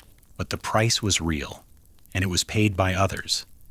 Paid in the destruction of indigenous economies, paid in the appropriation of land, paid in the suppression of cultures, languages, and ways of life, paid in famines that were not prevented and massacres that were not punished, paid in the systematic humiliation of being governed by people who considered you inherently inferior, who excluded you from power in your own country, who extracted your wealth and called it development, who broke your traditions and called it progress. The empire was built on a transaction in which the builders set the terms, kept the books, and decided what counted as payment. And now, as the 19th century gave way to the 20th, as the old queen died in January 1901 and the long Victorian era passed into history, the empire stood at its greatest extent and its greatest vulnerability. The forces that would unmake it were already in motion. In India, a generation of English-educated lawyers and intellectuals were beginning to ask why the principles of self-governance that Britain claimed to hold sacred should not apply to the 300 million people of the subcontinent. In Ireland, a nationalism that had smoldered for centuries was preparing to ignite. In the great industrial nations of Germany, the United States, and Japan, competitors were rising whose economic and military power would soon challenge Britain's century of supremacy. And across the Channel, in the rival alliance systems that were hardening into opposing blocs, the mechanism of a catastrophe was being assembled, a catastrophe that would shake the empire to its foundations and begin the long, irrevocable process of its dissolution. The century of unchallenged British supremacy was ending. The century of reckoning was about to begin. And the instrument of that reckoning was being forged with terrible precision in the arms factories and general staffs of Europe, where men in uniforms were drawing up plans for a war that they believed would last 6 weeks and would in fact consume 4 years, 10 million lives, and the world that the British Empire had built. The war came on a summer afternoon. On June 28, 1914, a 19-year-old Bosnian Serb named Gavrilo Princip fired 2 shots from a pistol on a street corner in Sarajevo, killing Archduke Franz Ferdinand of Austria-Hungary and his wife Sophie. The assassin was thin, tubercular, and so small that the authorities initially mistook him for a child. The consequences of his act would consume the world. The mechanism that followed was almost mechanical in its inevitability. Austria-Hungary issued an ultimatum to Serbia. Serbia's ally Russia began to mobilize. Germany, allied to Austria-Hungary, declared war on Russia and then on Russia's ally France. Germany's war plan required the invasion of France through neutral Belgium, and Britain, bound by treaty to guarantee Belgian neutrality, declared war on Germany on August 4, 1914. Within 6 weeks of a teenager's 2 gunshots, the great powers of Europe were at war, and because these powers controlled empires that spanned the globe, the war was global from its first hour. The British Empire entered the First World War as the largest political entity on Earth, and it fought the war as an empire. When Britain declared war, the declaration automatically committed every dominion, every colony, every protectorate, and every mandated territory to the conflict. No one asked the peoples of India or Nigeria or Jamaica or Malaya whether they wished to fight and die in a European quarrel. The decision was made in London, and the consequences were borne everywhere. The scale of imperial mobilization was staggering. India alone contributed over 1.5 million men to the war effort.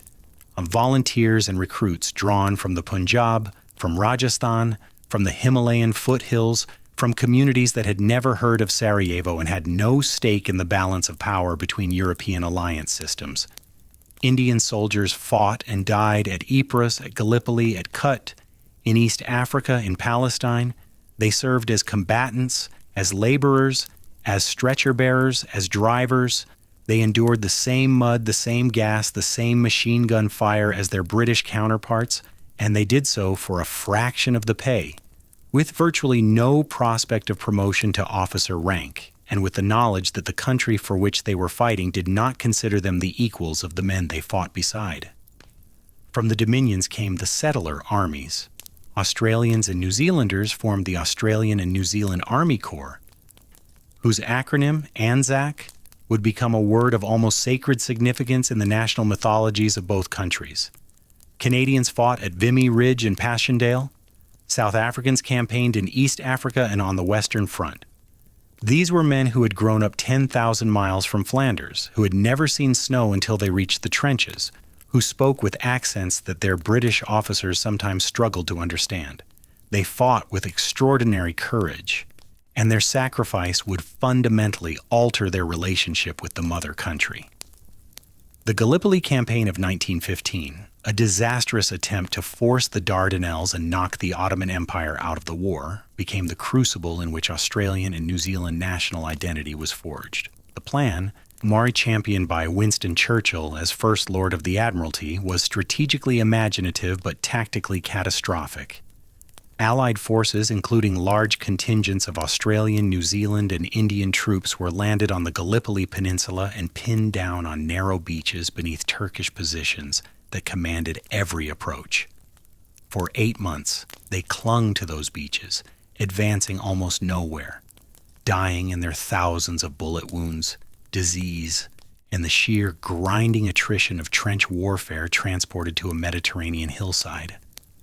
When the force was finally evacuated in January 1916, it had suffered over 250,000 casualties and achieved nothing.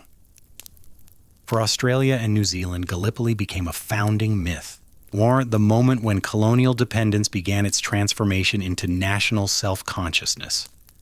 The Anzac soldiers had been sent to die by British commanders in pursuit of British strategic objectives, and they had died bravely and uselessly. The lesson was not lost on a generation that returned home with a new and harder understanding of what it meant to be part of an empire in which the decisions were made in London and the dying was done elsewhere. The war transformed the empire in ways that extended far beyond the battlefield. The Ottoman Empire's entry into the war on Germany's side opened new theaters of conflict across the Middle East and created opportunities for imperial expansion that British strategists were not slow to exploit. The campaign in Mesopotamia, modern Iraq, was driven as much by the desire to secure access to the region's oil reserves as by any purely military objective. The campaign in Palestine, culminating in General Allenby's capture of Jerusalem in December 1917, carried overtones of a new crusade that were not entirely accidental. It was in the Middle East that the empire made promises it could not keep, promises whose consequences would poison the region for a century and continue to shape global politics to this day. In 1915, Sir Henry McMahon, the British High Commissioner in Egypt, exchanged a series of letters with Sharif Hussein of Mecca, promising British support for an independent Arab state in exchange for an Arab revolt against Ottoman rule. Hussein launched the revolt, guided in the field by a young British intelligence officer named T.E. Lawrence, whose exploits would later be romanticized into legend. Arab forces fought and died in the belief that their reward would be sovereignty. But simultaneously, in secret, British and French diplomats were negotiating a very different arrangement. The Sykes-Picot Agreement of 1916 divided the Ottoman territories of the Middle East into British and French spheres of influence, carving up the region with the same geometrical indifference that had characterized the partition of Africa 30 years earlier.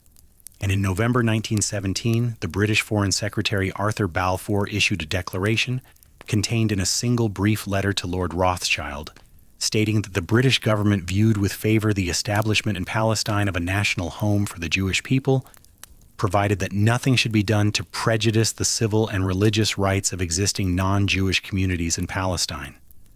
The existing non-Jewish communities constituted approximately 90% of Palestine's population at the time.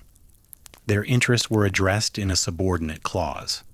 These three commitments to Arab independence, to Anglo-French partition, and to a Jewish homeland in Palestine were mutually incompatible. They could not all be honored, and in the event, only the last was partially fulfilled at a cost that continues to mount. The Sykes-Picot borders became, with modifications, the borders of the modern Middle East. The Arab state was never created. And Palestine became a British mandate in which two peoples with irreconcilable claims to the same land were left to confront each other under the ineffectual supervision of an imperial power that had promised the land to both. The war ended on November 11th, 1918, at 11 o'clock in the morning, when the guns along the Western Front fell silent for the first time in 4 years. The cost was almost beyond reckoning. Nearly 1 million men from the British Isles had been killed. Over 60,000 Australians were dead, nearly 67,000 Canadians, over 74,000 Indians, tens of thousands more from South Africa, New Zealand, the Caribbean, and Africa. The empire had mobilized approximately 8.5 million men across all its territories, and the blood they shed had been spent in volumes that no previous war had approached. And what had been won? Territorially, the empire emerged from the war larger than ever. The Treaty of Versailles and its companion treaties stripped Germany of its colonies, and many of these were distributed to the victorious powers under the League of Nations mandate system, a polite fiction that distinguished mandates from colonies by requiring the mandatory power to prepare the territory for eventual self-governance. Britain acquired mandates over Palestine, Transjordan, Iraq, and Tanganyika. South Africa received the mandate over Southwest Africa. Australia received New Guinea. The empire's red patches on the map had never been more extensive, but territorial extent masked structural weakness. The war had accelerated every centrifugal force within the empire. The dominions, having sacrificed a generation of young men in a war they had not chosen, demanded and received a new status. The Balfour Declaration of 1926, distinct from the Palestine Declaration of the same name, defined the dominions as autonomous communities within the British Empire, equal in status, in no way subordinate one to another, a formula later given legal force by the Statute of Westminster in 1931. Canada, Australia, New Zealand, South Africa, and the Irish Free State were now effectively independent nations that happened to share a monarch. The empire was becoming, for its white settler communities at least, a commonwealth of equals. For the non-white subjects of the empire, no such transformation was on offer. Indian soldiers had fought and died on the Western Front and in Mesopotamia and in East Africa, and they returned home expecting that their sacrifice would be rewarded with meaningful steps towards self-governance. What they received instead was the Rowlatt Acts of 1919, emergency legislation that extended wartime restrictions on civil liberties into peacetime, allowing the government to imprison suspects without trial and to suppress political dissent without judicial oversight. The acts were passed over the unanimous opposition of every Indian member of the Legislative Council, a demonstration of the fundamental powerlessness of Indian opinion within the imperial system that could hardly have been more explicit. The response was the emergence of Mohandas Karamchand Gandhi as the leader of Indian nationalism, and his rise marked a transformation in the nature of anti-colonial resistance that would reverberate far beyond India's borders. Gandhi had spent 20 years in South Africa, where he had developed the technique of satyagraha, truth force, a method of nonviolent resistance that sought to expose the moral bankruptcy of unjust systems by confronting them with disciplined, peaceful defiance. He returned to India in 1915 and spent several years traveling the country, observing the conditions of the Indian peasantry and building a base of support within the Indian National Congress, the political organization that had been founded in 1885 and had spent 3 decades pursuing Indian self-governance through constitutional petition and polite remonstrance, with limited results. Gandhi transformed the Congress from an organization of English-speaking elites into a mass movement. He dressed in the homespun cotton of the Indian poor. He spoke in languages that ordinary Indians understood. He framed the demand for self-governance not in the language of English constitutional theory, but in the moral vocabulary of Indian tradition, calling for Swaraj, self-rule, and connecting political independence to personal transformation, to the spinning of cloth and the rejection of imported goods, to the dignity of manual labor and the equality of all people regardless of caste or creed. The British response to Gandhi's movement oscillated between repression and concession, never finding a consistent strategy because the empire itself was of 2 minds about India's future. There were those who believed that India could be held indefinitely, that the empire's military power and administrative machinery were sufficient to maintain control against any level of popular opposition. And there were those who recognized, with varying degrees of clarity and reluctance, that the forces Gandhi had unleashed were ultimately irresistible, that a subcontinent of 300 million people could not be governed indefinitely against the will of its population, and that the question was not whether India would achieve self-governance, but when and on what terms. The event that crystallized the moral bankruptcy of imperial repression in India, the event that Gandhi himself identified as the moment when the empire forfeited whatever moral authority it had claimed, occurred on April 13, 1919, in an enclosed garden in the city of Amritsar, in the Punjab. A crowd had gathered in the Jallianwala Bagh, a walled garden with only a few narrow exits, to celebrate the Sikh festival of Baisakhi. Many in the crowd were also there to protest the Rowlatt Acts, and their gathering violated a prohibition on public assemblies that had been recently imposed by the local military commander, Brigadier General Reginald Dyer.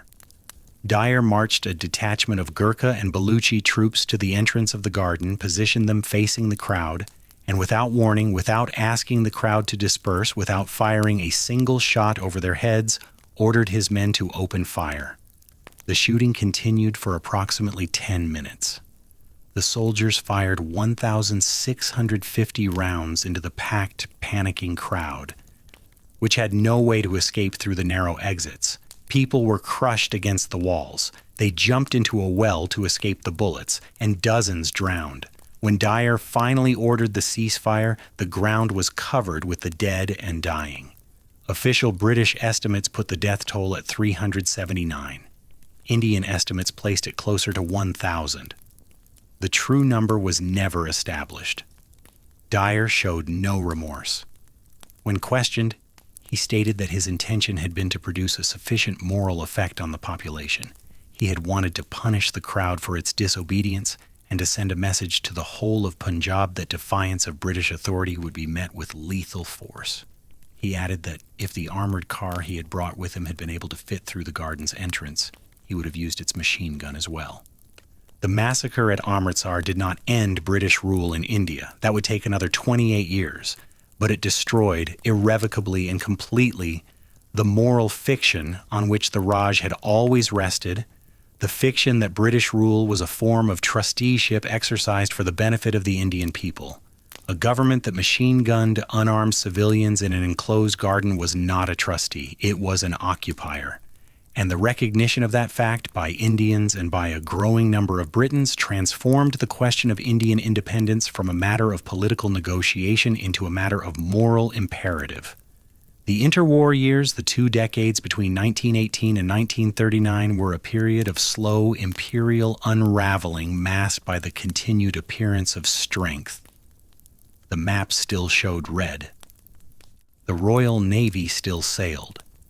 The colonial civil services still administered their territories with the meticulous bureaucratic efficiency for which they were renowned. But beneath the surface, the tectonic plates were shifting. In Ireland, the oldest and closest of England's colonial possessions, the shift produced an earthquake. The Easter Rising of 1916, in which Irish Republicans had seized key buildings in Dublin and proclaimed an independent Irish Republic, had been crushed within a week, and might have remained a footnote to the larger war had the British response not transformed its leaders into martyrs.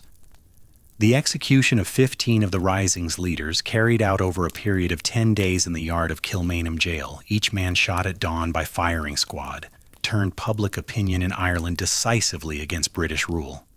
The subsequent War of Independence, fought between 1919 and 1921 by the Irish Republican Army under the leadership of Michael Collins, proved that guerrilla warfare could make a colony ungovernable even when the colonial power possessed overwhelming conventional military superiority. The Anglo-Irish Treaty of 1921, which created the Irish Free State as a self-governing dominion while partitioning the island and retaining 6 counties of Ulster under British sovereignty, was a compromise that satisfied no one fully and infuriated many. It demonstrated that the empire could be forced to retreat, that armed resistance combined with political mobilization could extract concessions that decades of constitutional agitation had failed to achieve. The lesson was observed carefully by nationalist movements across the empire. In Egypt, nominally independent since 1922, but effectively under British control through the continued presence of British troops and British advisors, nationalist sentiment was building under the leadership of the Waft Party.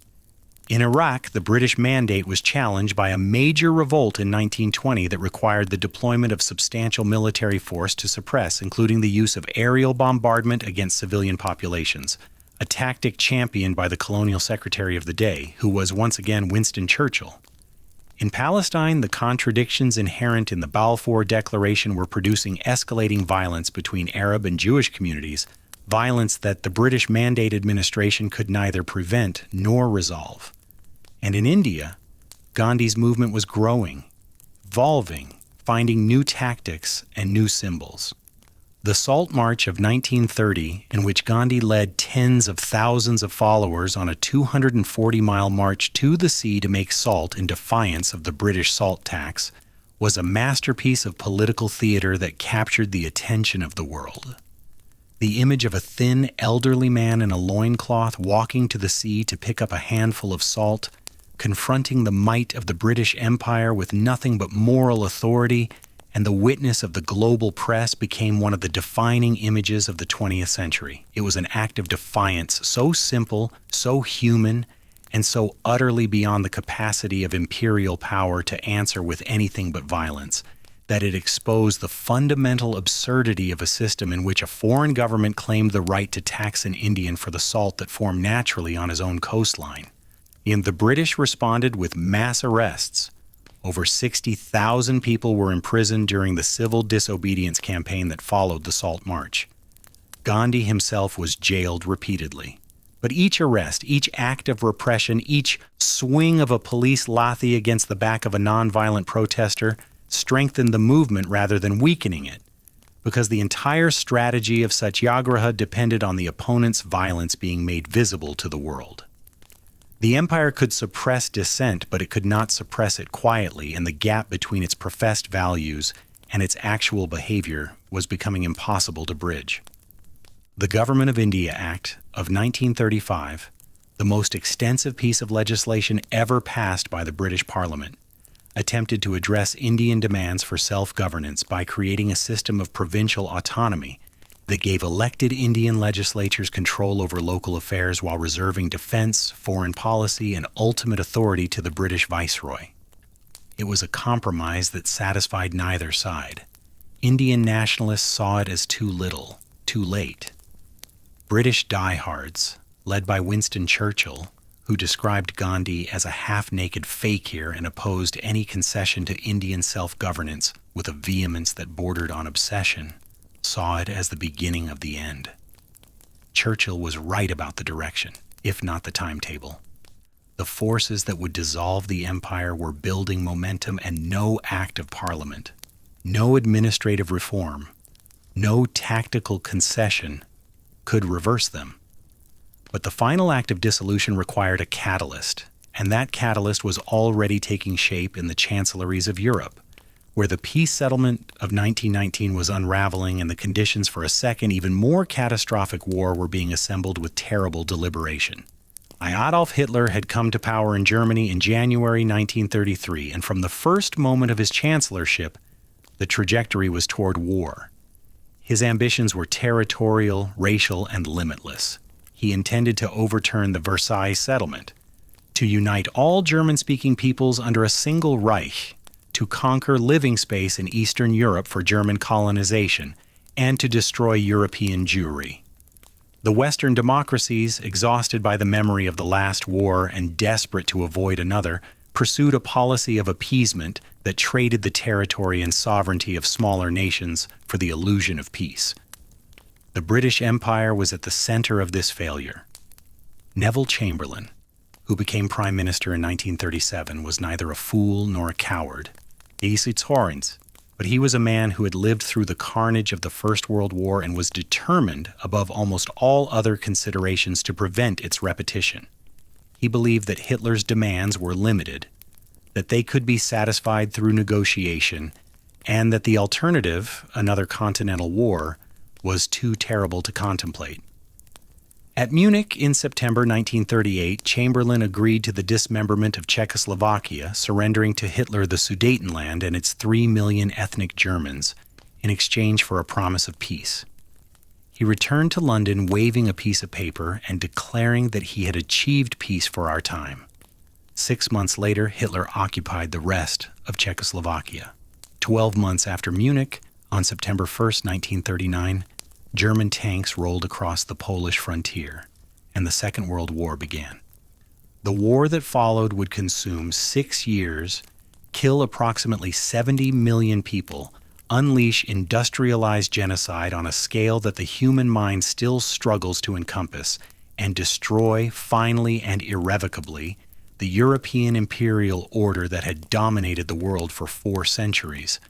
For the British Empire specifically, the Second World War was the decisive event, the crisis from which it emerged victorious in battle and broken in every other way that mattered.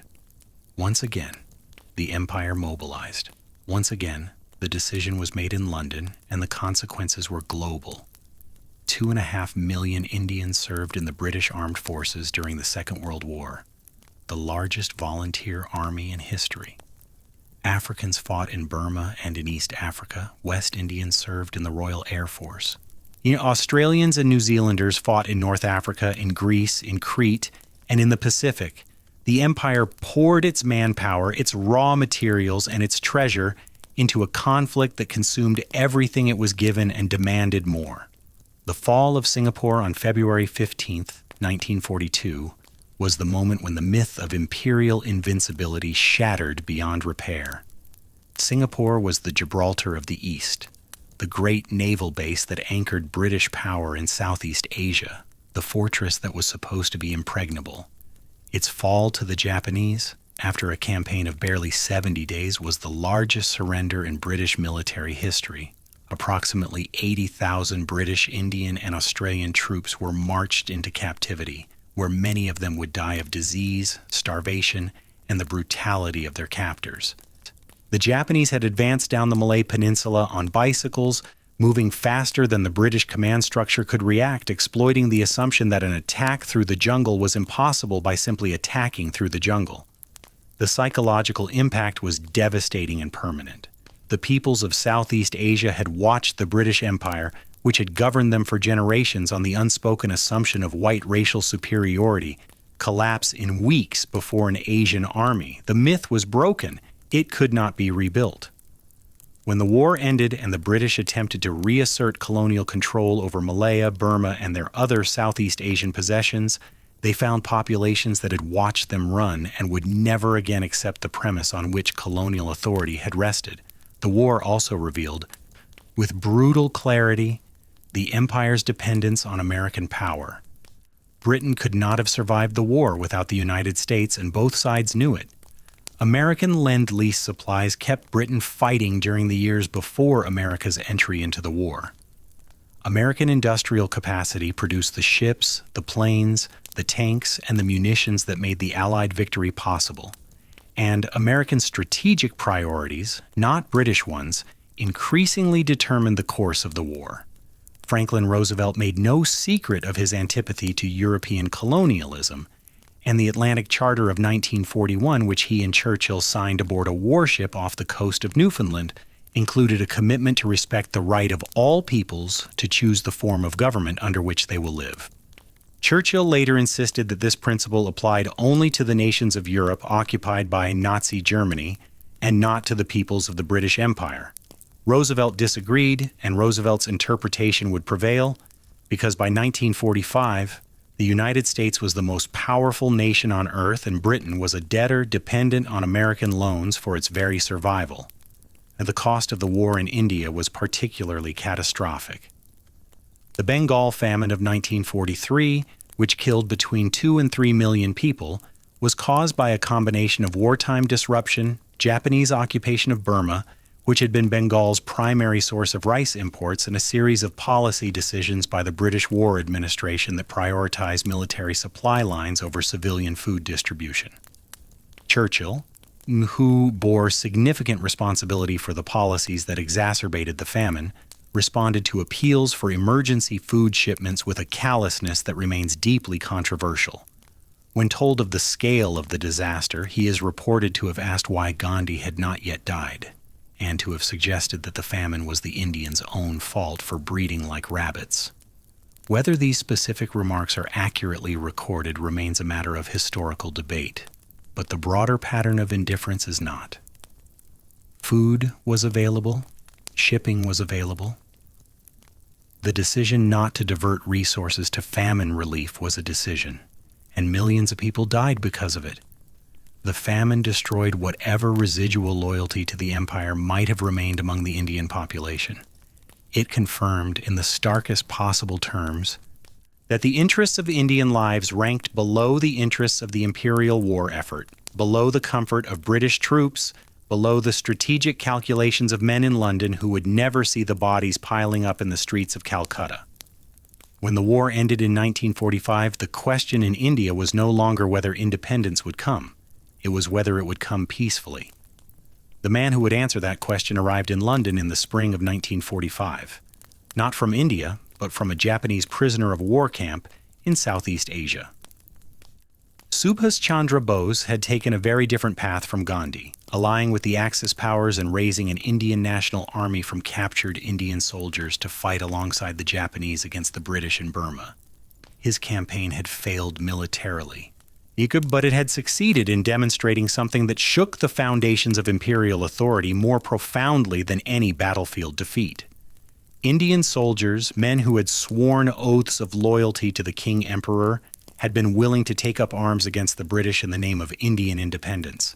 The loyalty of the Indian Army, the instrument on which the entire structure of British rule in India ultimately depended, could no longer be assumed. When the war ended, the British government put 3 officers of Bose's Indian National Army on trial at the Red Fort in Delhi, the ancient seat of Mughal power. The trials were intended to demonstrate that treason against the crown would be punished. They achieved the opposite. The defendants became national heroes. The Indian National Congress provided their legal defense. Massive demonstrations erupted across India in their support. And in February 1946, the ratings of the Royal Indian Navy mutinied in Bombay Harbor, hauling down the Union Jack and hoisting the flags of the Congress and the Muslim League in its place. The mutiny was suppressed, but the message was unambiguous. The instrument of imperial control was turning in the hand that held it. The Labour government of Clement Attlee, which had swept to power in the British general election of July 1945, recognized what the wartime coalition had refused to confront.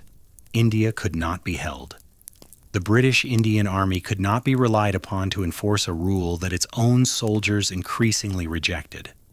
The administrative machinery of the Raj, already strained to breaking point by the war, could not function without Indian cooperation. And that cooperation was being withdrawn.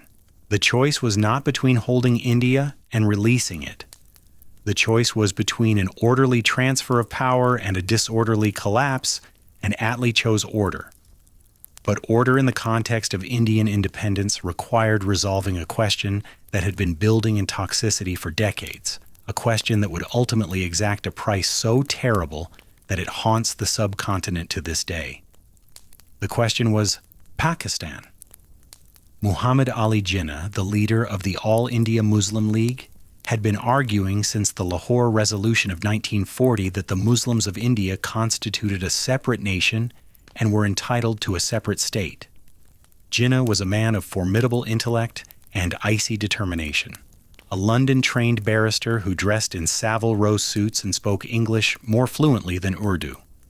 He did not trust the Hindu majority Congress to protect Muslim interests in a united democratic India, and he was not entirely wrong to distrust it. The Congress leadership, for all its secular rhetoric, was overwhelmingly Hindu in composition and often insensitive to Muslim anxieties.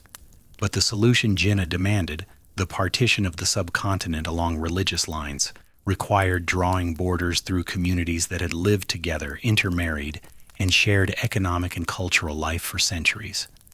Attlee sent Lord Louis Mountbatten, a great-grandson of Queen Victoria and a man of considerable charm and catastrophic overconfidence, to India as the last viceroy with instructions to negotiate the transfer of power. Mountbatten arrived in March 1947, and he, confronted with escalating communal violence that was already killing thousands, made a decision that would define the character of the empire's final act in India.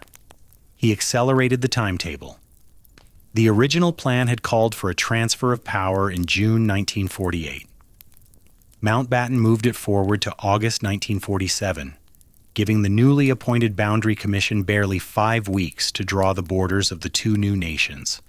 The man tasked with drawing those borders was Sir Cyril Radcliffe, a distinguished English lawyer who had never visited India and knew nothing about its geography, its demographics, or the complex mosaic of its communities. He was given outdated census data, inadequate maps, and an impossible deadline. Working in a bungalow in New Delhi, surrounded by fans that barely disturbed the suffocating summer heat, Radcliffe drew his lines.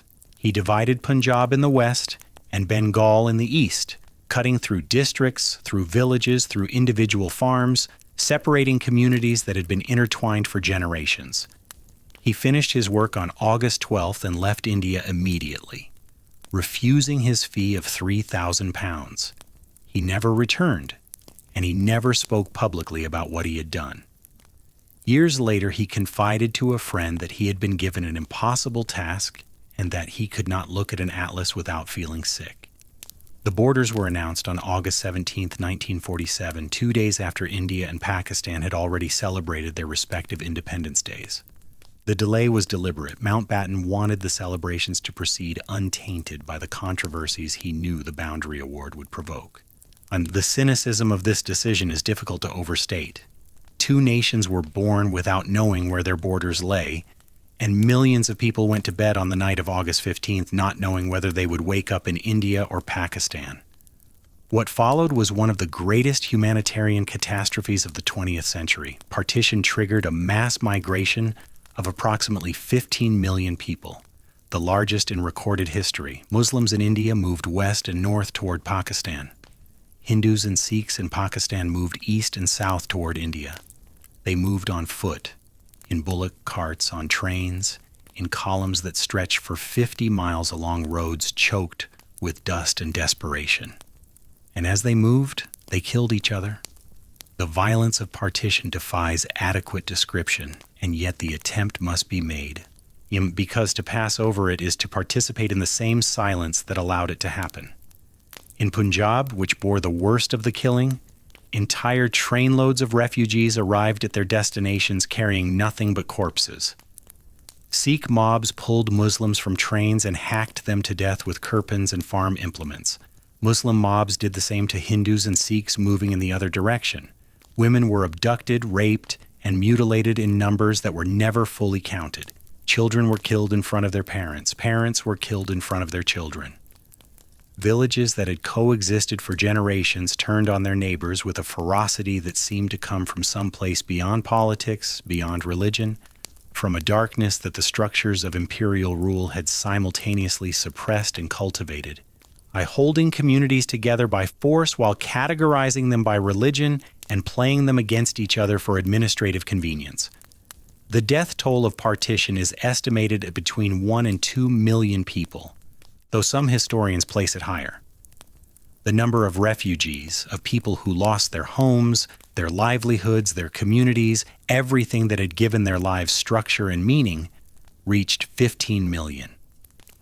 The trauma was so vast, so deeply inscribed in the bodies and memories of those who experienced it, that it has been passed down through generations, shaping the politics, the identities, and the mutual suspicion of India and Pakistan to this day.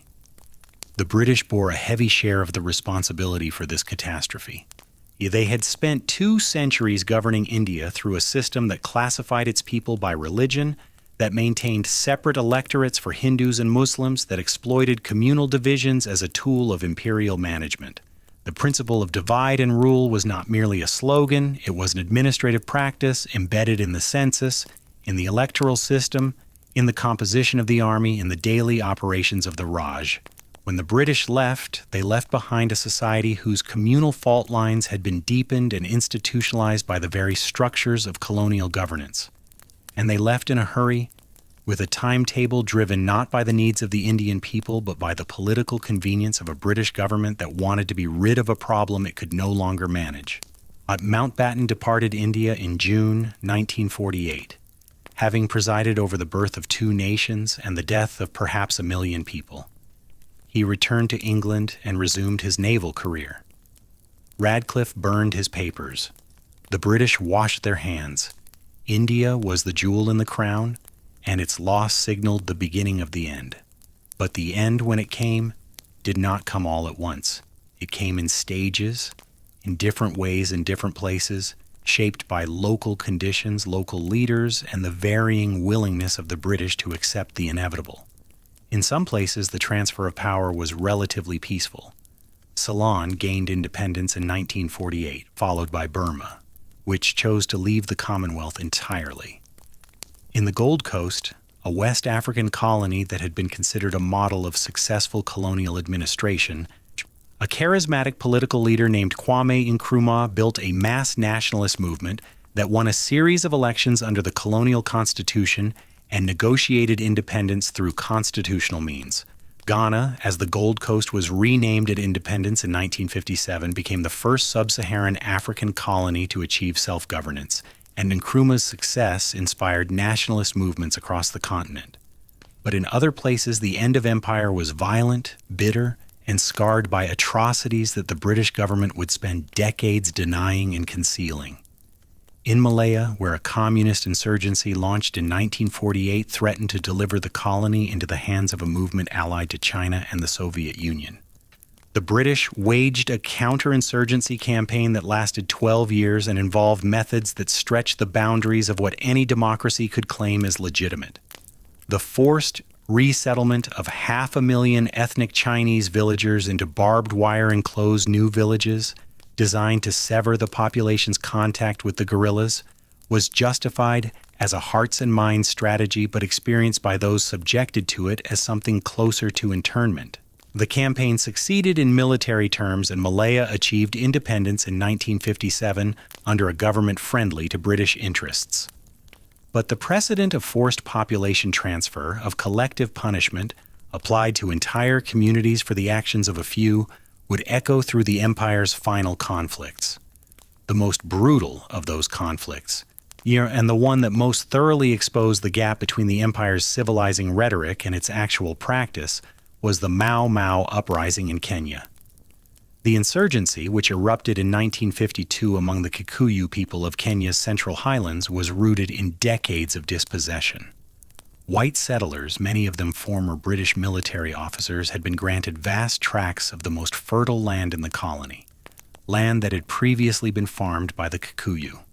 The displaced Kikuyu had been pushed onto reservations or forced into labor on settler farms, and the resentment this produced had been building since the 1920s.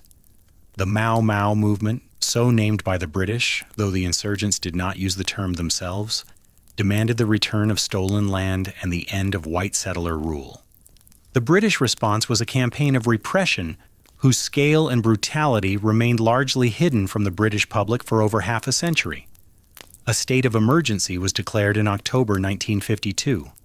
Over 1.5 million Kikuyu were detained in a network of camps and fortified villages.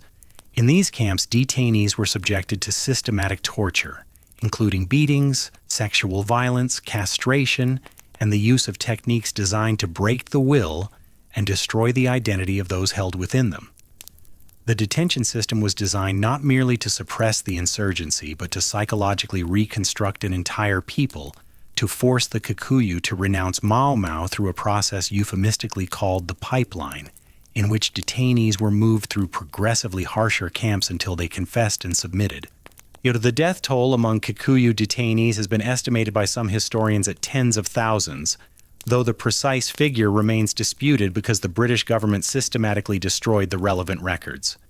In 2011, after a group of elderly Kenyan survivors brought a legal case against the British government, the Foreign Office was forced to admit that it had retained a secret archive of colonial documents that had been removed from Kenya at independence and hidden in a government facility in Hanslope Park. The documents revealed the extent of the abuse in terms that made continued denial impossible. And in 2013, the British government issued a formal statement of regret and agreed to pay compensation to over 5,000 survivors. The Mau Mau case illuminated a pattern that repeated across the empire's final years.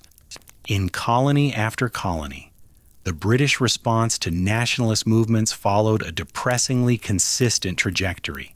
Initial denial that any legitimate grievance existed, characterization of the nationalists as communists, terrorists, or primitives manipulated by outside agitators, escalation of military and police force, the use of emergency powers that suspended the normal protections of law, and finally, belatedly, the recognition that the colony could not be held, followed by a negotiated transfer of power to the very leaders who had been imprisoned and demonized months or years earlier. This pattern played out in Cyprus, where the Ioka guerrilla movement fought for union with Greece, and the British response included detention without trial, collective punishment, and widespread allegations of torture. It played out in Aden, where the British withdrawal in 1967 was preceded by a savage insurgency and counterinsurgency that left the colony in chaos.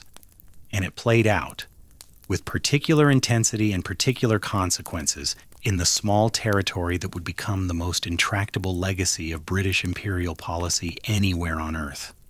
Palestine, under the British Mandate, had been a slow-motion catastrophe since the 1920s. Jewish immigration, encouraged by the Balfour Declaration and accelerated by the rise of anti-Semitism in Europe, was transforming the demographic composition of the territory in ways that the Arab majority experienced as an existential threat. Arab revolts in 1929 and 1936 were suppressed by British forces with considerable brutality, including the demolition of large sections of the old city of Jaffa. Jewish paramilitary organizations, even frustrated by British restrictions on immigration that were preventing European Jews from escaping Nazi persecution, turned to violence against the Mandate authorities. The bombing of the King David Hotel in Jerusalem in 1946, carried out by the Irgun under the command of Menachem Begin, killed 91 people and demonstrated that the British had lost control of a territory they could neither govern nor abandon. In February 1947, the British government, exhausted and overwhelmed, referred the Palestine question to the newly created United Nations. The UN proposed a partition plan that divided the territory into Jewish and Arab states. The Jews accepted it. The Arabs rejected it. The British washed their hands for the second time in a year and withdrew on May 14, 1948. The State of Israel was proclaimed that evening. The following morning, 5 Arab armies invaded, and a conflict began that has continued in various forms and at various intensities for over 75 years.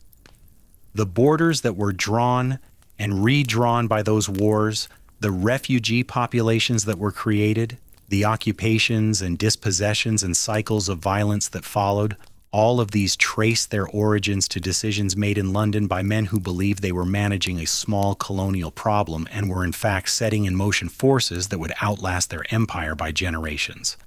The speed of imperial dissolution in the late 1950s and 1960s astonished even those who had long predicted it. Harold Macmillan, the Conservative Prime Minister, who more than any other single figure managed the final phase of British decolonization, I captured the mood in a speech he delivered to the South African Parliament in Cape Town in February 1960. The wind of change, he said, is blowing through this continent. Whether we like it or not, this growth of national consciousness is a political fact. It was a statement of the obvious, but coming from a British Conservative Prime Minister, delivered in the Parliament of a country whose white minority was in the process of constructing the most elaborate system of racial segregation the modern world had seen, it had the force of a thunderclap. The audience sat in cold silence. The South African Prime Minister, Hendrik Verwoerd, the architect of apartheid, responded that he could not accept the implication that the white man's position in Africa was a thing of the past. The two men were looking at the same continent and seeing entirely different futures. Macmillan's government proceeded to dismantle what remained of the African empire with a speed that critics on the right considered reckless and critics on the left considered overdue. Nigeria gained independence in 1960, Sierra Leone in 1961, Uganda in 1962, Kenya in 1963, Malawi and Zambia in 1964, the Gambia in 1965, Botswana and Lesotho in 1966, Swaziland in 1968. Each territory received its independence with ceremony, with the lowering of the Union Jack and the raising of a new flag, with handshakes and speeches, and the exchange of pleasantries between departing colonial governors and incoming national leaders, many of whom had spent time in British prisons for the crime of demanding the very thing that was now being ceremonially bestowed upon them. The ceremonies were dignified. The reality they masked was considerably less so.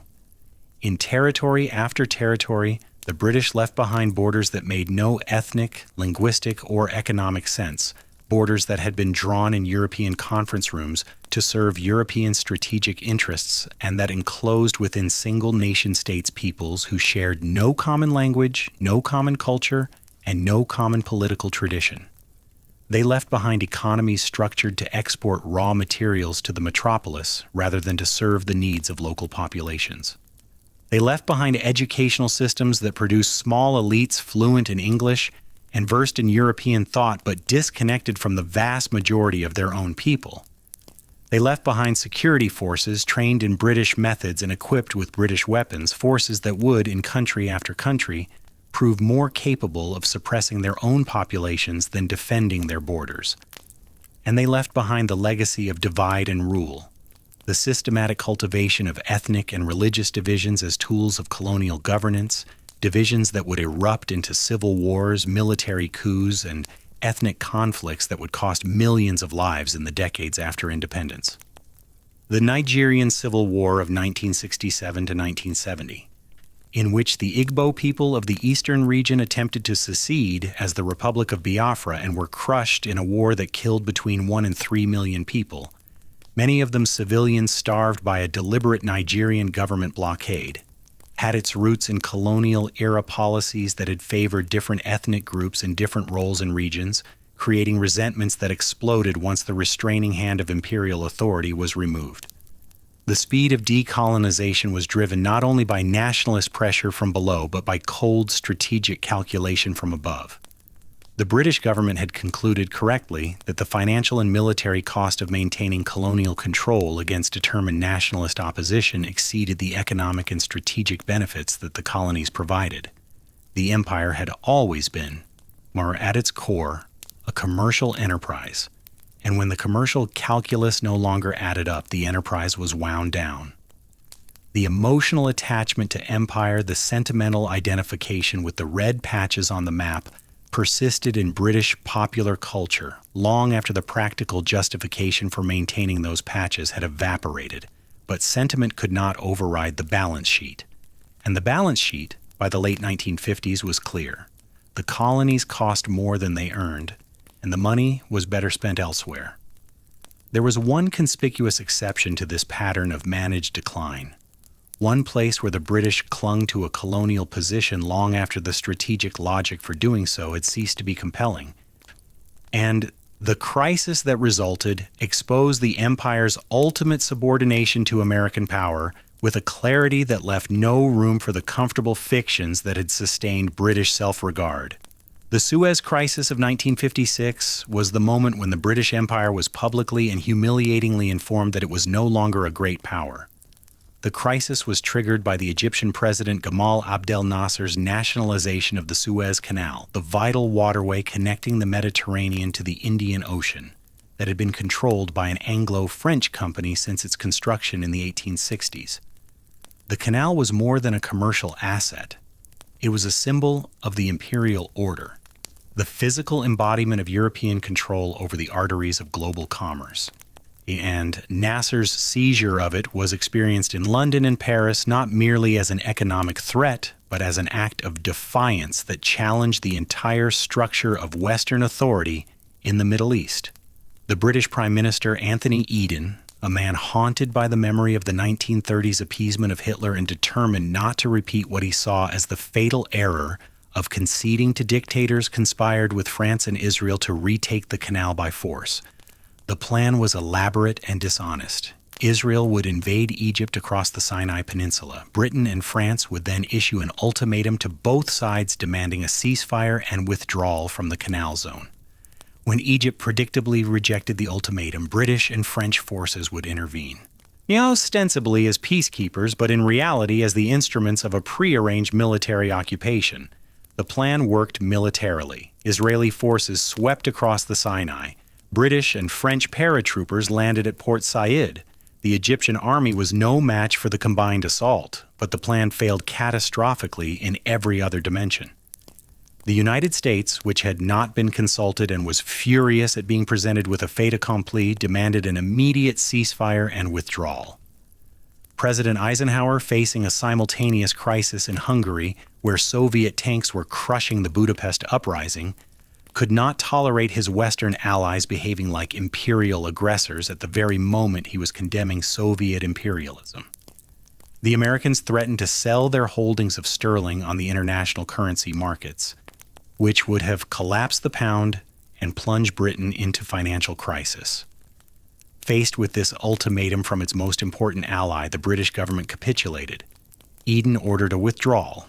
He resigned shortly afterward, broken in health and reputation. The canal remained in Egyptian hands. Suez revealed in a single devastating episode the reality that had been accumulating since 1945. Britain was no longer capable of independent military action against the wishes of the United States. The empire's military reach, which had once spanned the globe, now extended only as far as American tolerance permitted. The age of British imperial power was over, and what remained was the process of acknowledging that fact, dismantling the structures that the imperial age had built, and finding a new role for a nation that had defined itself for 3 centuries as the center of a global empire and now had to define itself as something else entirely. The withdrawal from Suez marked not merely the end of a military adventure, but the beginning of a psychological reckoning that would take decades to complete. For a nation that had spent 3 centuries defining itself by its capacity to project power across the globe, the discovery that it could no longer do so without permission was not simply a strategic adjustment, it was an identity crisis, and the reverberations of that crisis shaped British politics, British culture, and Britain's relationship with the rest of the world for the remainder of the 20th century and beyond. The man who inherited the wreckage of Suez was Harold Macmillan, who replaced the shattered Eden in January 1957. Macmillan was an unlikely architect of imperial dissolution. An Edwardian by temperament, a product of Eton and Oxford and the Guards, he had served in the trenches of the First World War and carried shrapnel in his body for the rest of his life. He understood the empire not as an abstraction, but as a lived reality, a system in which men of his class had administered, governed, fought, and sometimes died for generations. And yet it was Macmillan, more than any other single British politician, who recognized that the imperial age was finished and who managed the transition from empire to something else with a pragmatism that his critics called cynicism and his admirers called statesmanship. The something else was the Commonwealth. The idea had been evolving since the Balfour Declaration of 1926, which had reconceived the relationship between Britain and its white dominions as one of equality rather than subordination. But the post-war Commonwealth was a different creature entirely. It included not only the old dominions, but the newly independent nations of Asia, Africa, and the Caribbean, nations whose experience of empire had been one of subjection rather than partnership, and whose participation in the Commonwealth was motivated less by affection for the mother country than by the practical benefits of trade preferences, educational exchanges, and diplomatic access. The Commonwealth was and remains one of the most peculiar international organizations in existence, a voluntary association of 54 nations spanning every continent, united by nothing more substantial than the historical accident of having once been governed from London, and yet somehow enduring, persisting, reinventing itself decade after decade as a forum for dialogue between nations that share a complicated and often painful past. The transformation of empire into Commonwealth was in many ways an exercise in rebranding rather than restructuring. The forms changed. The substance, in certain critical respects, did not. British economic interests in the former colonies did not evaporate at independence. The commercial relationships that had been built over centuries, the trading networks, the financial instruments, the patterns of investment and extraction persisted under new management. British companies continued to control significant portions of the economies of their former colonies. British banks continued to finance the export of raw materials from Africa and Asia. The pound sterling, though declining as a reserve currency, remained the medium of exchange in much of the former empire. And the terms of trade, the fundamental imbalance between the prices paid for raw materials exported from the developing world and the prices charged for manufactured goods imported from the industrialized nations, continued to transfer wealth from the former periphery to the former center with a quiet persistence that attracted far less attention than the more dramatic transfers of the colonial era, but was no less consequential in its cumulative effect. This phenomenon, which scholars would later call neo-colonialism, was not a conspiracy. It was a structure, a set of economic relationships so deeply embedded in the architecture of the global economy that they persisted automatically without the need for imperial administrators or colonial police forces to enforce them. The African nation that gained its independence in 1960 and found that its economy was built entirely around the export of a single commodity, cocoa or copper or ground nuts, and that the price of that commodity was set in commodity markets in London or New York over which it had no influence, was experiencing a form of economic dependence that political independence alone could not break. The Indian manufacturer who discovered that the terms of international trade systematically favored the export of raw cotton over the export of finished textiles was encountering the residue of 2 centuries of imperial economic policy, a residue that could not be washed away by the raising of a new flag. The awareness of these continuities, the recognition that formal political independence did not automatically translate into genuine economic sovereignty, would fuel decades of debate about the meaning and the limits of decolonization. It would inspire the non-aligned movement, the Group of 77, and successive demands for a new international economic order that would restructure the terms of global trade in favor of the developing nations. These demands were largely unsuccessful. blocked by the very nations whose historical advantages they sought to address. But the demands themselves testified to a truth that the ceremonies of independence had obscured. The empire's economic structures were more durable than its political ones, and the wealth that had flowed from periphery to center during the centuries of colonial rule continued to flow, in modified form and through modified channels, long after the flags had changed. In Britain itself, the loss of empire produced a cultural dislocation that manifested in ways both obvious and subtle. The most immediate and most consequential manifestation was immigration. The British Nationality Act of 1948 had granted citizens of the Commonwealth the right to live and work in Britain, and in the decades that followed, hundreds of thousands of people from the former colonies took advantage of this right.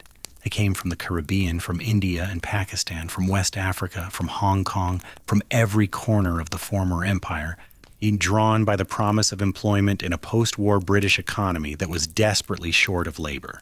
They came to drive the buses and staff the hospitals and work the night shifts in the factories of Birmingham and Manchester and Leeds.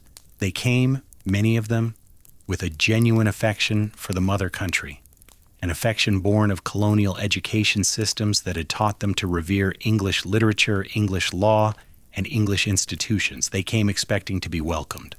What they found was something very different. The Windrush generation, named for the Empire Windrush, the ship that brought one of the first large groups of Caribbean migrants to Tilbury docks in June 1948, encountered a Britain that was profoundly unprepared for their arrival. Landlords posted signs reading "No blacks, no Irish, no dogs." Your employment discrimination was open and unapologetic. Housing was scarce, and the housing that was available to Black and Asian immigrants was typically the worst in the worst neighborhoods, overcrowded, poorly maintained, and overpriced. The police were at best indifferent, and at worst actively hostile. The political establishment, with a few honorable exceptions, treated immigration as a problem to be managed rather than a population to be integrated. The Notting Hill riots of 1958, in which white mobs attacked West Indian residents over several nights of violence in West London, revealed the depth of racial hostility that existed beneath the surface of British society. The riots were not an aberration. They were a symptom of a contradiction at the heart of the post-war British experience. The contradiction between the Empire's universalist rhetoric, which had claimed to offer the benefits of British civilization to all peoples regardless of race, and the reality of a society that had always been structured around assumptions of white superiority, assumptions that had been comfortably invisible as long as the people they denigrated lived 10,000 miles away, but became explosively visible when those same people moved next door. The political response was restriction. The Commonwealth Immigrants Act of 1962 introduced controls on immigration from the Commonwealth for the first time, requiring prospective immigrants to possess employment vouchers. Subsequent legislation in 1968 and 1971 tightened the restrictions further, progressively closing the door that the 1948 Act had opened. The practical effect was to end large-scale non-white immigration to Britain while preserving the right of entry for white Commonwealth citizens from Australia, New Zealand, and Canada, a racial distinction that was formally denied but practically unmistakable. The political figure most closely associated with the anti-immigration backlash was Enoch Powell, a conservative member of Parliament whose so-called Rivers of Blood speech in April 1968 predicted that continued non-white immigration would produce communal violence on an American scale. Powell was immediately dismissed from the conservative shadow cabinet, but his speech resonated with a substantial portion of the British public. Dock workers marched in his support. Polls showed that between 60 and 70% of the public agreed with his views. The speech and its reception revealed that the empire's racial hierarchies had not been left behind in the colonies. They had come home, embedded in the assumptions and anxieties of a population that had been taught for generations that the peoples of the empire were fundamentally different from and inferior to themselves. The immigrants and their descendants would, over the following decades, transform Britain in ways that Powell could not have imagined and would not have welcomed. They would enrich British culture, British cuisine, British music, British literature, and British sport beyond recognition. They would build businesses, enter the professions, and gradually, painfully, establish themselves in the political life of the nation. But their experience, the experience of being simultaneously claimed as members of the British Commonwealth family and rejected as unwelcome foreigners in the British homeland, would remain one of the defining contradictions of post-imperial Britain, a living reminder that the empire's consequences did not end when its territories gained independence.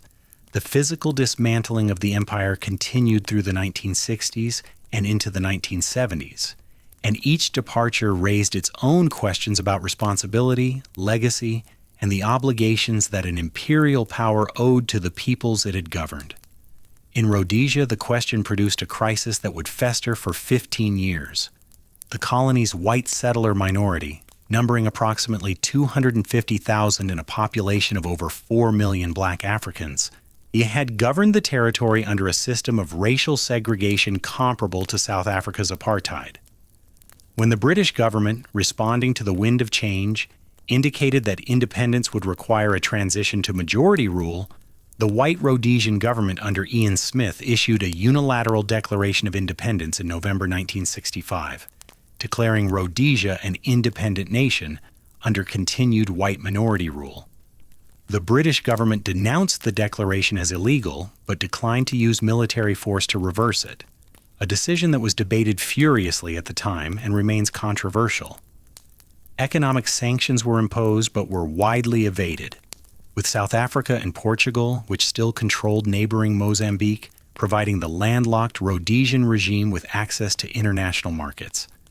The Rhodesian Bush War, fought between the white government and black liberation movements from the late 1960s through the 1970s, produced thousands of casualties and immense suffering before the Lancaster House Agreement of 1979 finally brought the conflict to an end.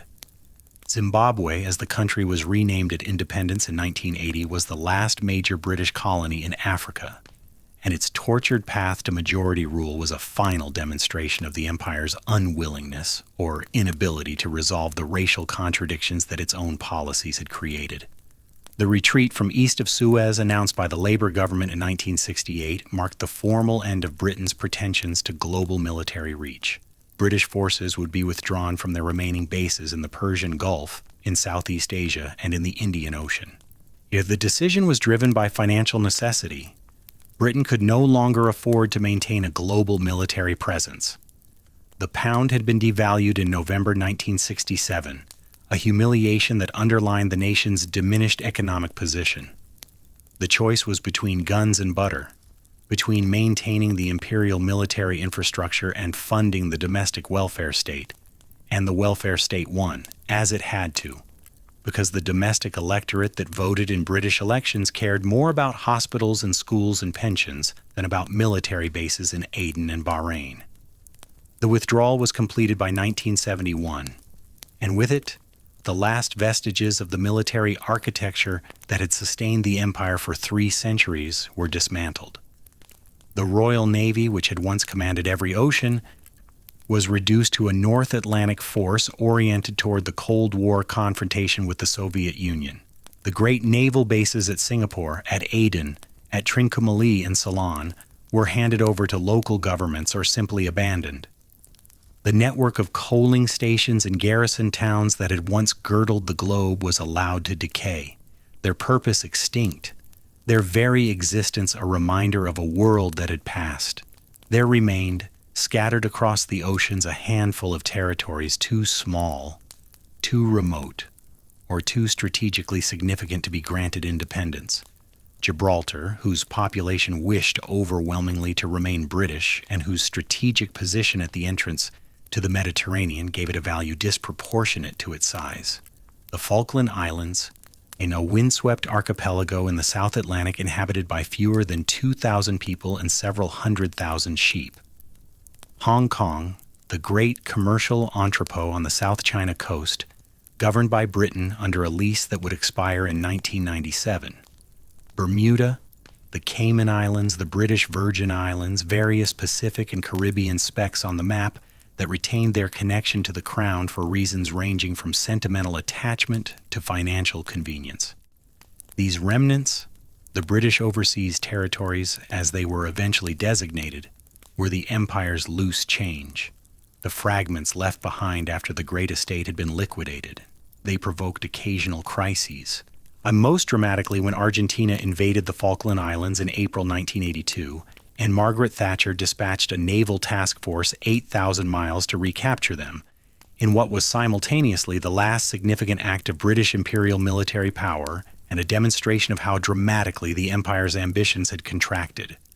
A nation that had once governed a quarter of the earth was now fighting a war to defend a territory inhabited by 1,800 people and accessible only by a 2-day sea voyage from the nearest significant port. The Falklands War lasted 74 days and cost the lives of 255 British and 649 Argentine servicemen. Thatcher's victory secured her political position and produced a surge of patriotic sentiment that some observers found exhilarating and others found deeply troubling. The sight of crowds celebrating in London as a warship returned to Portsmouth, the tabloid headlines screaming "Gotcha" when an Argentine cruiser was torpedoed with the loss of 323 lives, the rhetoric of national greatness deployed to justify a conflict over islands that most Britons could not have located on a map. All of this suggested that the imperial instinct, the reflex of assertion and dominance that had built the empire, was not yet extinct. It had merely been sleeping, waiting for an occasion modest enough to be manageable and dramatic enough to be satisfying. But the Falklands were an epilogue, not a revival. The empire was over, and the task that confronted Britain in the final decades of the 20th century was not the acquisition or defense of territory, but the far more difficult and far more consequential challenge of reckoning with what the empire had been and what it had done. This reckoning was and remains profoundly incomplete. The British relationship with their imperial past has been characterized by a selective memory that preserves the adventure while suppressing the atrocity, that celebrates the explorer while forgetting the exploited, that remembers the railways built while overlooking the famines that raged alongside them. Public opinion surveys conducted at the turn of the 21st century consistently showed that a majority of the British population believed the empire had been, on balance, a force for good, a finding that would have astonished the populations of Kenya, of Bengal, of Tasmania, of Ireland, of any of the dozens of territories where the experience of British rule had been defined more by dispossession and suffering than by development and progress. The selective memory was not accidental. It was cultivated, maintained by an educational system that for decades taught imperial history as a narrative of achievement and civilizing mission, by a popular culture that presented the empire as a setting for adventure rather than a system of extraction, and by a political discourse that treated criticism of the empire as unpatriotic rather than honest. The monuments that lined the streets of London, the statues of generals and governors and administrators, the very names of streets and squares and institutions, all of these reinforced a narrative in which the empire was something to be proud of rather than something to be interrogated. The challenges to this narrative, when they came not from the center, but from the margins. They came from the descendants of the colonized, from the scholars of the formerly colonized nations, who had spent decades documenting the costs of empire that the metropolitan narrative preferred to ignore. They came from the Windrush generation and their children and grandchildren, who carried in their family histories the living evidence of what the empire had meant for those who had been subjected to it. They came from the academic discipline of post-colonial studies, which emerged in the 1980s and 1990s as a systematic effort to read history from the perspective of the colonized rather than the colonizer, to center the experiences that the imperial narrative had marginalized, and to trace the connections between the colonial past and the inequalities of the post-colonial present. The debate intensified in the early 21st century, fueled by a broader global reckoning with the legacies of racism, slavery, and colonialism. The Black Lives Matter movement, which emerged in the United States in 2013 and spread to Britain with renewed force in 2020 following the murder of George Floyd in Minneapolis, prompted a confrontation with imperial memory that was both overdue and deeply contentious. In Bristol, protesters toppled the statue of Edward Colston, a 17th century slave trader whose philanthropy had endowed schools, churches, and almshouses in the city. In Oxford, new students demanded the removal of a statue of Cecil Rhodes from the facade of Oriel College. In London, the statue of Winston Churchill in Parliament Square was spray-painted with the word racist, a description that was historically accurate, deeply offensive to many Britons, and illuminating of the complexity of a figure who had simultaneously led the fight against Nazi tyranny and championed the subjugation of colonized peoples with a vigor that bordered on enthusiasm. These confrontations were dismissed by some as the vandalism of history, as an attempt to judge the past by the standards of the present. But the criticism missed the point. The question was not whether historical figures should be judged by contemporary moral standards. The question was which stories were being told, which memories were being preserved, and whose experiences were being honored in the public spaces of a nation whose wealth, whose institutions, and whose very identity had been shaped by an empire that had brought immense suffering to millions of people. The statue of a slave trader standing in a city built by the profits of the slave trade was not a neutral historical artifact. It was a statement about whose history mattered and whose did not.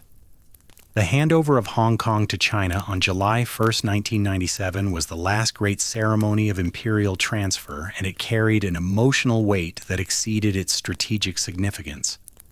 Hong Kong had been ceded to Britain in 1842 at the conclusion of the First Opium War, a conflict whose origins alone revealed the moral character of the imperial enterprise. Britain had gone to war to force China to accept the importation of opium, on a drug that was devastating the Chinese population, because the opium trade was enormously profitable for British merchants, and because the British government refused to accept Chinese sovereignty over Chinese trade policy.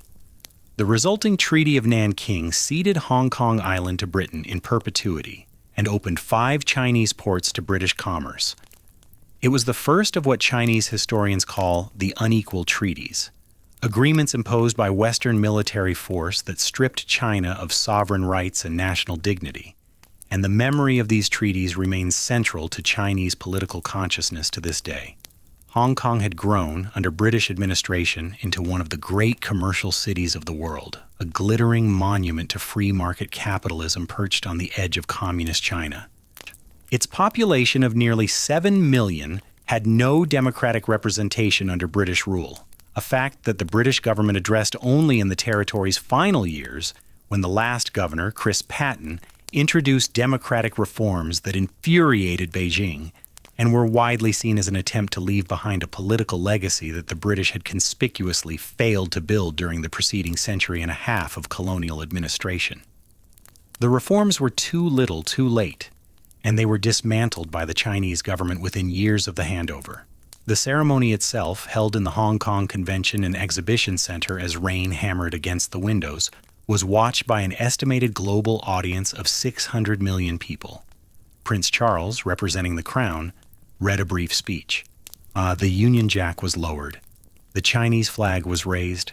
Chris Patten, who had wept openly at the afternoon farewell ceremony, stood in the rain as the Royal Yacht Britannia carried him out of the harbor and into the darkness. It was, by almost universal agreement, the final act of the British Empire, the lowering of the last significant flag, the closing of the last substantial chapter, and yet the empire did not end on that rainy night in Hong Kong. It had not ended with the independence of India 50 years earlier, or with the withdrawal from Suez, or with any of the dozens of ceremonies of flag lowering and handshaking that marked the formal transfer of political authorities from London to local governments across the globe. The empire did not end because, in a fundamental sense, it has not ended. Its consequences persist, woven into the fabric of the contemporary world so thoroughly that they are often invisible to those who benefit from them and painfully visible to those who bear their cost. The borders drawn by British administrators in offices in London and Delhi and Cairo and Nairobi remain, in the 21st century, the borders of sovereign nations. The straight lines that Cyril Radcliffe drew through Punjab in 5 weeks of fevered work in 1947 are the lines along which Indian and Pakistani soldiers face each other today, their fingers on triggers, nuclear weapons in silos behind them. The borders that European diplomats drew at the Berlin Conference, slicing through African kingdoms and ethnic homelands with rulers and protractors, are the borders within which African nations struggle to build coherent states from populations that were never consulted about their inclusion. The Sykes-Picot lines, drawn in secret by two diplomats who colored their proposed spheres of influence in blue for France and red for Britain, remain the essential architecture of the Middle Eastern state system, and the conflicts that rage within and across those borders in Iraq, in Syria, in Lebanon, in Israel, and Palestine are in significant measure conflicts over the legitimacy and sustainability of boundaries that were imposed a century ago by powers that had no moral right to impose them and no practical understanding of the consequences of doing so. The English language itself is perhaps the empire's most pervasive and most ambiguous legacy. Approximately 1.5 billion people speak English today, the vast majority of them in countries that were once part of the British Empire. English is the language of international aviation, of global finance, of scientific publication, of the internet, of diplomacy. It is the medium through which much of the world's business is conducted and much of the world's knowledge is transmitted. This is not because English is inherently superior to other languages. It is because the empire spread it, often by force, often by suppressing indigenous languages, often through educational systems that taught colonial subjects to regard their own linguistic traditions as inferior, and the English language as the key to advancement within the imperial system. The consequences of this linguistic imperialism are double-edged in ways that resist simple judgment. English gave colonized peoples access to each other's ideas and to the ideas of the wider world. It gave Indian nationalists the vocabulary of English constitutional thought with which to challenge British rule. It gave African writers like Chinua Achebe and Ngugi wa Thiong'o a global audience for their critiques of colonialism. It gave the world the extraordinary flowering of post-colonial literature in English, from Salman Rushdie to Derek Walcott to Arundhati Roy, literature that used the colonizers' language to tell the colonized people's stories.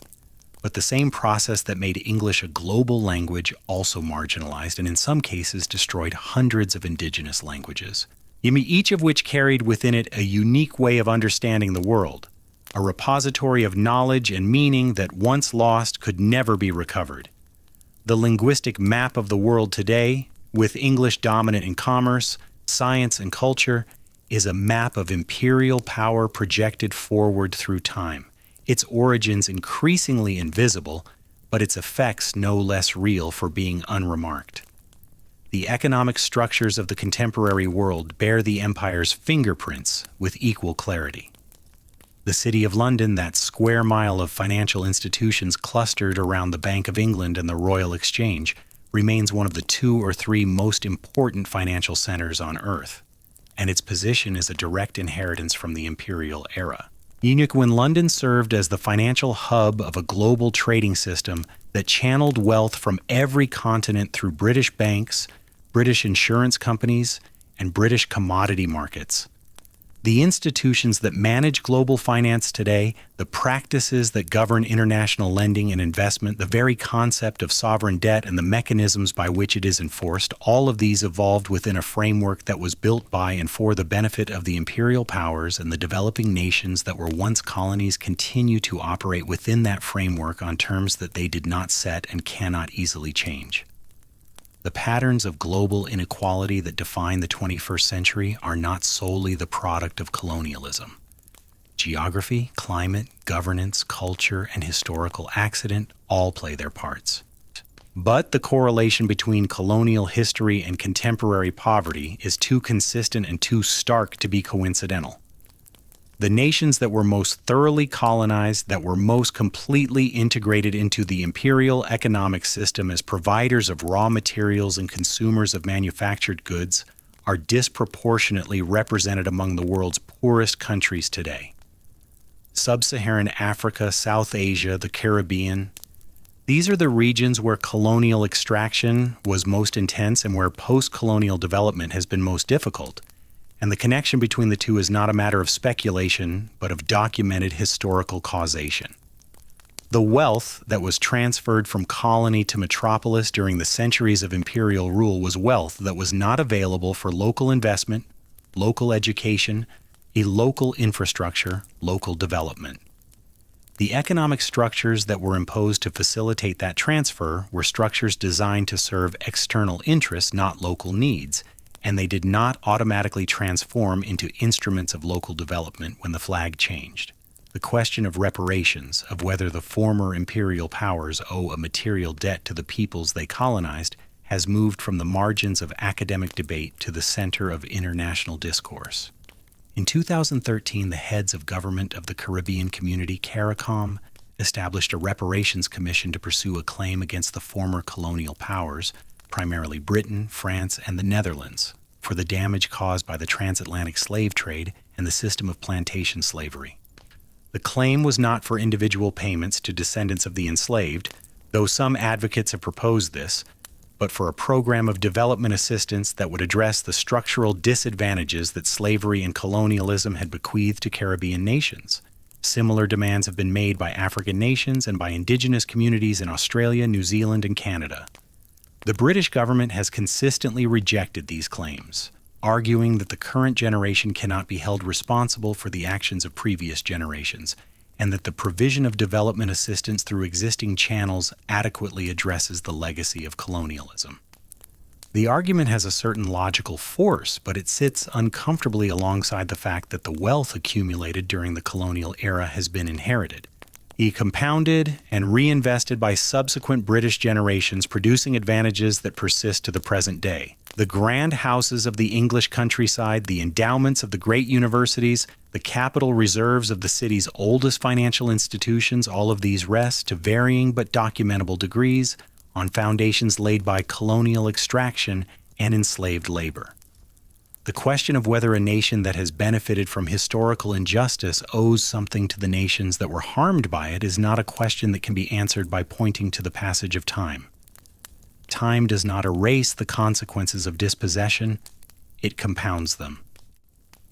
The institutional legacies of empire are equally complex and equally consequential. The legal systems of approximately a third of the world's nations are based on English common law, transplanted to colonial territories by British administrators and maintained with local modifications after independence. In many cases, this legal inheritance has served the post-colonial nations well, providing a framework for the rule of law, the protection of property rights, and the resolution of disputes that has contributed to political stability and economic development. In other cases, the same legal inheritance has perpetuated injustices that originated in the colonial era. Laws criminalizing homosexuality, for example, were imposed by British colonial administrators across Africa, Asia, and the Caribbean, reflecting Victorian moral sensibilities rather than indigenous cultural norms, and these laws remain on the statute books of dozens of former colonies, enforced with varying degrees of severity against populations whose legal persecution traces its origins not to their own traditions, but to the traditions of their former rulers. The parliamentary systems that the British established in their colonies before independence have had mixed results. In some nations, notably India, the Westminster model has sustained a functioning democracy of extraordinary complexity, governing a population of over 1 billion people across thousands of ethnic, linguistic, and religious communities. India's democratic achievement, for all its imperfections and occasional crises, is remarkable, and the institutional framework that made it possible was, in part, a British legacy, though one that Indian leaders adapted, modified, and made their own.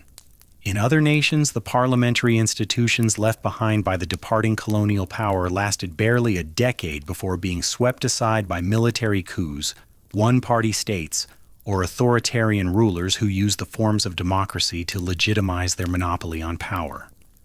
The gap between the institutional framework bequeathed by the colonial power and the social, economic, and political conditions required to make those institutions function was, in many cases, unbridgeable, and the failure of post-colonial democracy in much of Africa and parts of Asia cannot be understood without reference to the conditions under which those democratic institutions were established and the purposes they were designed to serve.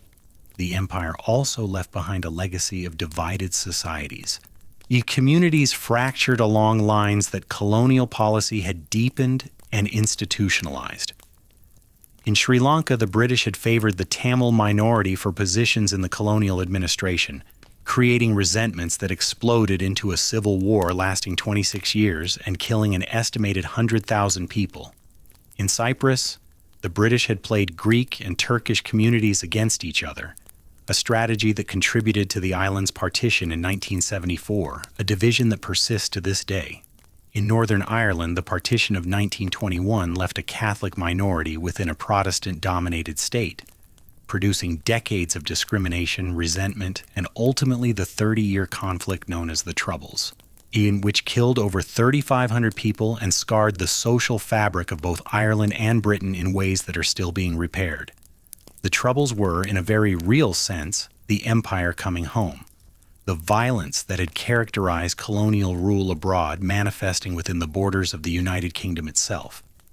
The deployment of British troops on the streets of Belfast and Derry in 1969, the internment without trial of suspected Republicans, the Bloody Sunday Massacre of January 1972, in which British paratroopers shot and killed 14 unarmed civil rights marchers in Derry, the hunger strikes of 1981, in which 10 Republican prisoners starved themselves to death in the Maze prison.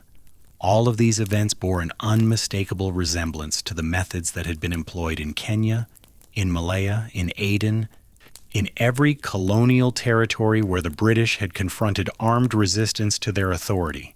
The techniques of counterinsurgency, the legal framework of emergency powers, the willingness to suspend normal legal protections in the name of security, all of these had been developed and refined in the colonies and were now being applied with equal ruthlessness and equal controversy to British subjects within the United Kingdom. The Good Friday Agreement of 1998, which brought the Troubles to an uneasy close, was itself a recognition that the Irish question, the oldest and most intractable of the empire's domestic legacies, could not be resolved through military force or administrative fiat. It required compromise, power sharing, the acknowledgement of multiple identities and competing narratives. And the acceptance that the wounds inflicted by centuries of colonial domination could not be healed by any single act of legislation or any single gesture of reconciliation. The peace process in Northern Ireland was and remains incomplete, fragile, and contested. But its very existence testified to a hard-won wisdom, that the legacies of empire could not be managed by the methods that had created them. The empire's cultural legacy is perhaps the most diffuse and the most difficult to assess. The English public school, that peculiar institution designed to produce the administrators and officers of empire, shaped a particular model of masculinity, a model that valued stoicism, physical courage, emotional repression, team loyalty, and the assumption of natural authority. This model was exported to every corner of the empire and reproduced in colonial schools from Bombay to Barbados. It produced men of genuine capability and genuine limitation, men who could govern provinces and command armies, but who could not or would not question the system that had formed them. The emotional cost of this model, the generations of men who learned to suppress their feelings, to equate vulnerability with weakness, to treat the peoples they governed as children requiring firm guidance, is incalculable, and is still being paid in Britain and in the former colonies by the descendants of those who were shaped by it. Cricket, that most English of sports, spread across the empire and took root in ways that its originators could never have predicted. In the Caribbean, cricket became a vehicle for black self-assertion, a field on which colonized peoples could meet their rulers as equals and eventually as superiors. In India, cricket became a national passion of almost religious intensity, generating an industry that now dwarfs the English game that spawned it. In Australia, cricket became an arena for the articulation of national identity, a space in which the colony-turned-nation could challenge and defeat the mother country in a contest governed by rules that both sides had agreed to respect. The Ashes, the biennial test series between England and Australia, carries a symbolic weight that far exceeds its sporting significance encoding in the rituals of bat and ball, and the peculiar vocabulary of the game, a relationship between colonizer and colonized that has evolved over a century and a half from dominance to rivalry to something approaching equality. The missionary legacy of the empire is equally complex. Christian missions established schools, hospitals, and churches across the empire, providing education and medical care to populations that the colonial administration often neglected. The schools they built produced many of the leaders who would eventually demand independence. The hospitals they founded laid the groundwork for public health systems that saved millions of lives. The literacy they promoted gave colonized peoples access to ideas, including ideas about freedom and equality that would ultimately undermine the very system that had brought the missionaries to their shores. But the missions also participated in the systematic destruction of indigenous cultures, particularly in Australia, New Zealand, Canada, and parts of Africa. The policy of removing indigenous children from their families and placing them in mission-run or government-run residential schools, a policy that persisted in Australia until the 1970s and in Canada until the 1990s, was among the most devastating of the empire's cultural interventions. These children, the stolen generations in Australia, the survivors of the residential school system in Canada, were taken from their parents, forbidden to speak their languages or practice their customs, subjected in many cases to physical and sexual abuse, and returned to their communities, if they were returned at all, as strangers, unable to communicate with their own families, stripped of their cultural identity, and carrying psychological wounds that would be transmitted across generations. The scale of this trauma is only now being fully acknowledged. In 2008, the Australian government issued a formal apology to the stolen generations. In 2021, the discovery of unmarked graves at the sites of former residential schools in Canada containing the remains of hundreds of Indigenous children who had died in the care of religious institutions prompted a national reckoning that is still unfolding. These discoveries, and the testimonies of survivors that accompanied them, made it impossible to sustain the fiction that the empire's cultural interventions had been benign, that the suppression of indigenous identities had been a regrettable but well-intentioned effort to bring the benefits of civilization to peoples who would otherwise have been left behind. The graves told a different story. They told a story of children who had been taken from their families, placed in institutions that treated them as less than human, and buried in unmarked ground when they died. Their names unrecorded, their families uninformed, their existence erased. The environmental legacy of the empire, less frequently discussed but no less significant, adds another dimension to the reckoning. Colonial forestry policies stripped vast areas of tropical forest in India, Southeast Asia, and Africa to supply timber for shipbuilding, railway construction, and industrial use in Britain.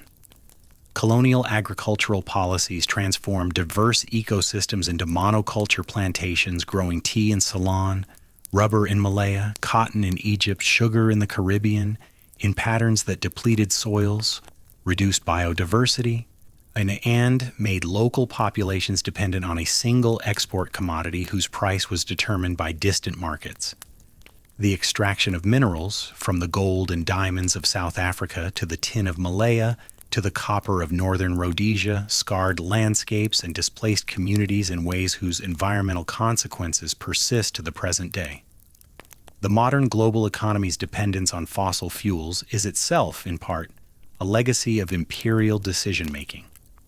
The British Empire's transition from coal to oil as the fuel of naval power, championed by Winston Churchill as First Lord of the Admiralty before the First World War, was the beginning of the world's dependence on Middle Eastern petroleum, a dependence that has shaped global politics, fueled conflicts, enriched dictatorships, and contributed to the climate crisis that now threatens every nation on Earth. The Anglo-Persian Oil Company, founded in 1909 to exploit Iranian oil reserves for the benefit of the Royal Navy, became British Petroleum, now BP, one of the world's largest oil companies and one of the largest contributors to the carbon emissions that are warming the planet. The line from imperial energy policy to contemporary climate change is not straight, but it is traceable. And the nations that are most vulnerable to the effects of climate change, low-lying island states, Sub-Saharan African nations, South Asian countries prone to flooding and drought are disproportionately the nations that were once colonies and that contributed least to the emissions that are now threatening their survival. In Britain itself, the process of reckoning with the imperial past has been slow, contested, and marked by a defensiveness that reveals the depth of the empire's hold on the national psyche. The decision to leave the European Union in 2016, driven in part by anxieties about immigration, sovereignty, and national identity, was interpreted by many observers as an expression of imperial nostalgia, a yearning for a time when Britain had been a global power capable of acting independently of continental entanglements. The rhetoric of the Leave campaign, with its invocations of sovereignty, its promises to take back control, and its vision of a global Britain that would forge new trading relationships with the Commonwealth nations it had once governed, drew on a reservoir of imperial memory that was more emotional than rational, more mythological than historical, but no less potent for being so. The phrase Global Britain, adopted as a foreign policy slogan by the government of Theresa May in the aftermath of the Brexit vote, was itself revealing. It implied that Britain's natural orientation was outward, toward the wider world, toward the oceans and the continents beyond Europe, toward a network of relationships that predated and transcended the European Union. It was in essence an imperial vision stripped of its colonies, a fantasy of global influence sustained by the memory of global power. The reality, as the economic disruptions of Brexit quickly demonstrated, was considerably less glamorous. The Commonwealth nations that were supposed to compensate for the loss of European market access had their own interests, their own trading relationships, and their own memories of what global Britain had meant the last time it was practiced. The debate over the empire's legacy is not at its core a debate about history.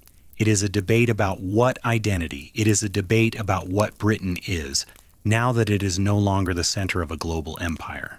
It is a debate about how a nation that built its wealth, its institutions, its cultural confidence, and its sense of itself on the governance of a quarter of the earth comes to terms with the fact that this governance is over, that it was morally compromised from its inception, and that its consequences continue to shape the lives of billions of people who had no voice in its creation and no benefit from its perpetuation. The answers to these questions are not settled, and they will not be settled in our lifetimes.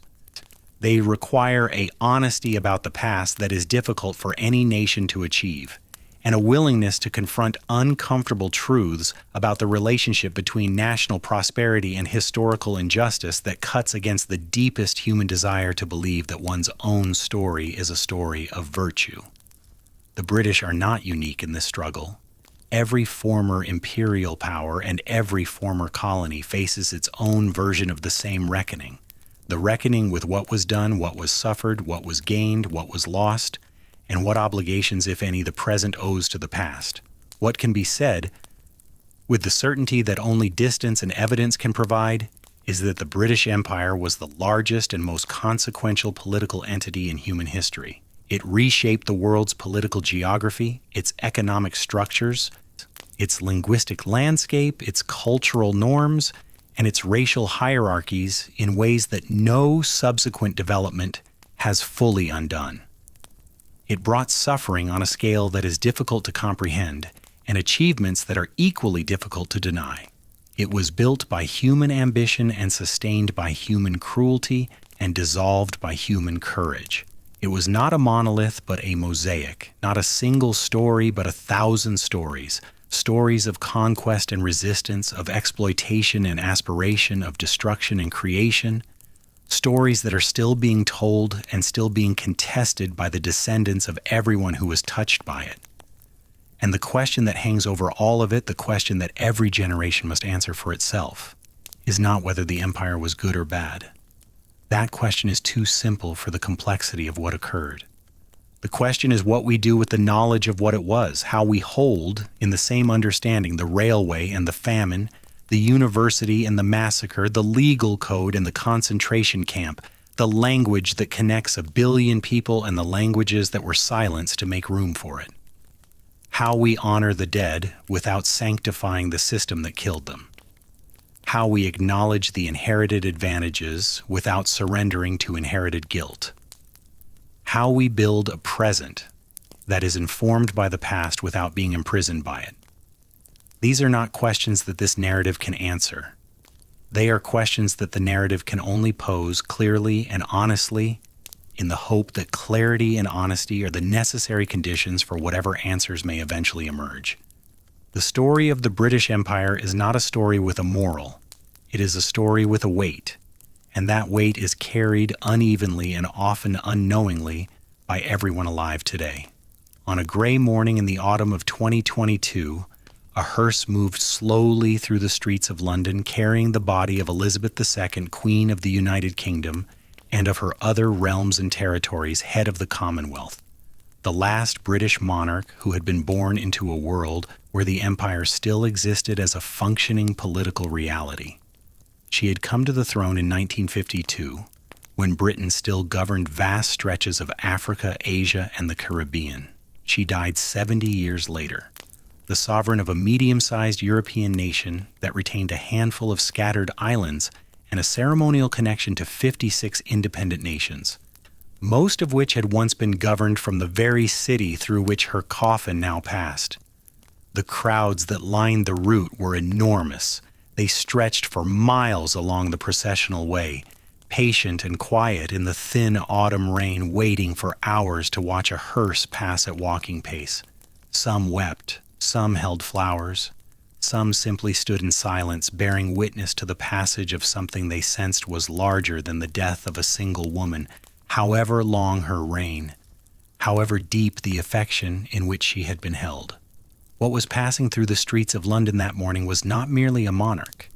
It was the last living thread connecting the present to the imperial past, the last person who had received prime ministers from Churchill to Truss, who had signed the instruments of independence for nation after nation, who had watched the red drain from the map with a private grief or private relief that she never publicly expressed.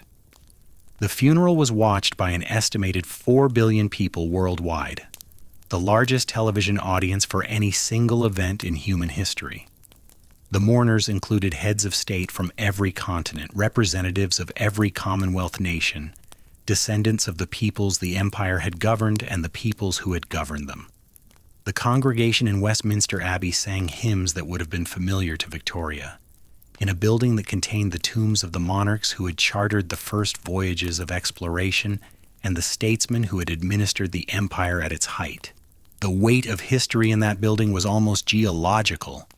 Layer upon layer of conquest and ceremony and the slow accretion of power, compressed into stone and stained glass, and the particular silence that settles on places where the dead outnumber the living. Among those watching in London and around the world were people for whom the occasion carried meanings that the ceremony itself could not contain. In Kingston, Jamaica, where the question of whether to remove the British monarch as head of state and become a republic had been under active discussion for years. In New Delhi, where the Indian press covered the funeral with respect but also with pointed reminders of the Bengal famine, the Jallianwala Bagh massacre, and the Koh-i-Noor diamond that sat in the crown that would now pass to the Queen's son.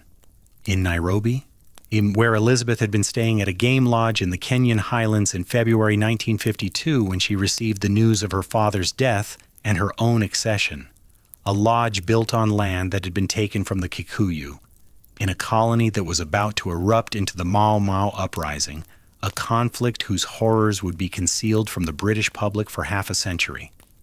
In Bridgetown, Barbados, which had removed the Queen as head of state just the previous year and become a republic, in a ceremony attended by Prince Charles himself, who had stood on a stage in the Caribbean night and acknowledged that the appalling atrocity of slavery had forever stained the nation that his mother represented. The ceremony in Westminster Abbey lasted approximately an hour. The hymns were sung. The prayers were offered. The coffin was carried out on the shoulders of guardsmen and placed in the hearse for the long drive to Windsor, where Elizabeth would be buried beside her husband in the chapel of St. George. The crowds along the motorway threw flowers onto the road as the hearse passed, a carpet of color on the gray asphalt, and at Windsor the bells tolled and the pipers played and the imperial crown, The orb and the scepter were removed from the coffin and returned to the Tower of London, where they would wait for the next coronation. The symbols endured. The reality they had once represented was gone. But the gone is never entirely gone. The past does not remain in the past. It persists in structures and in silences, in wealth and in want, in the shape of cities, in the course of rivers, and the names on gravestones in churchyards 10,000 miles from the island where the whole improbable enterprise began.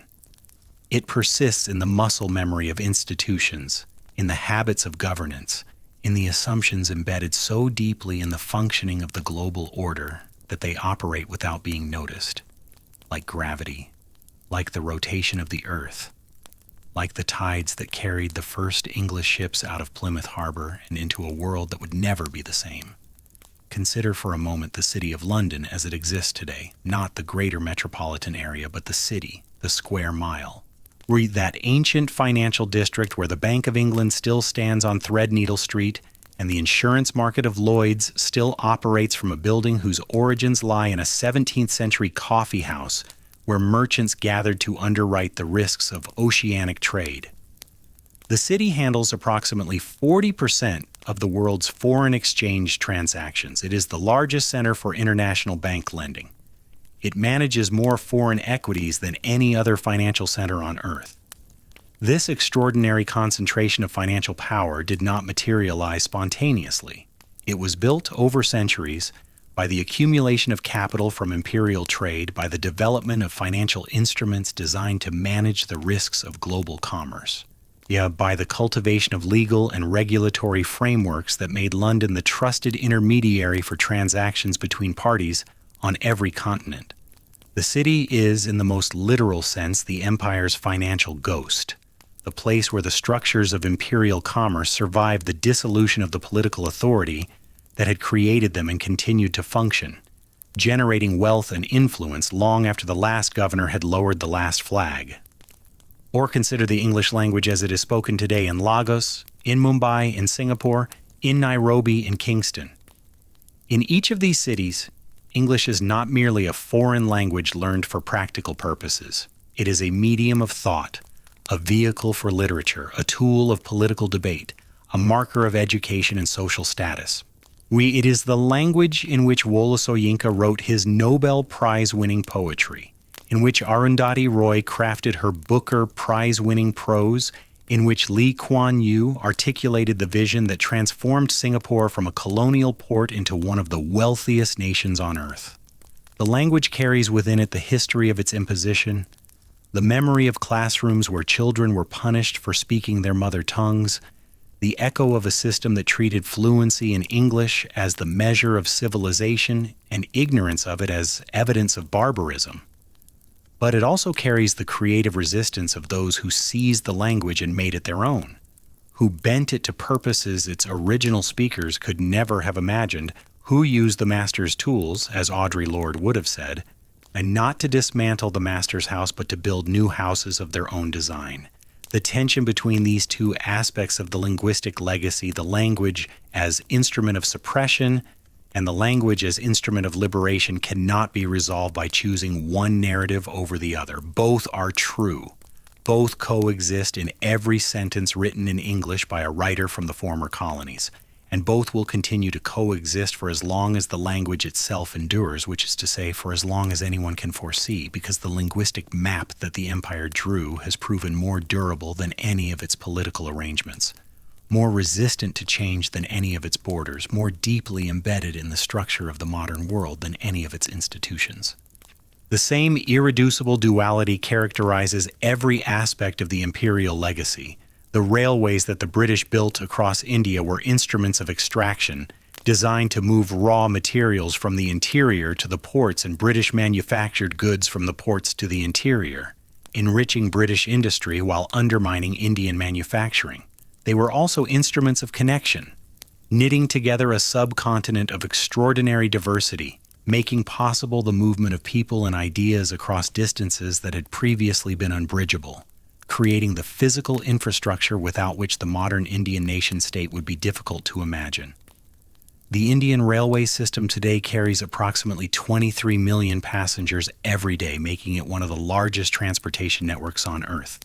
Every one of those journeys takes place on tracks whose routes were determined by the strategic and commercial priorities of a foreign power that governed India for its own benefit.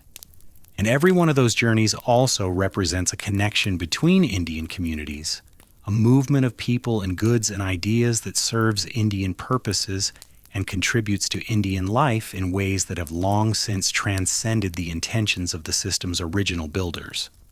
The empire's legacy resists the categories that contemporary debate wishes to impose upon it. It was not simply a story of exploitation, though exploitation was its fundamental dynamic. It was not simply a story of development, though development occurred within its boundaries. It was not simply a story of racial supremacy, though racial supremacy was its operative ideology. It was not simply a story of connection, though it connected peoples and places that had never before been connected.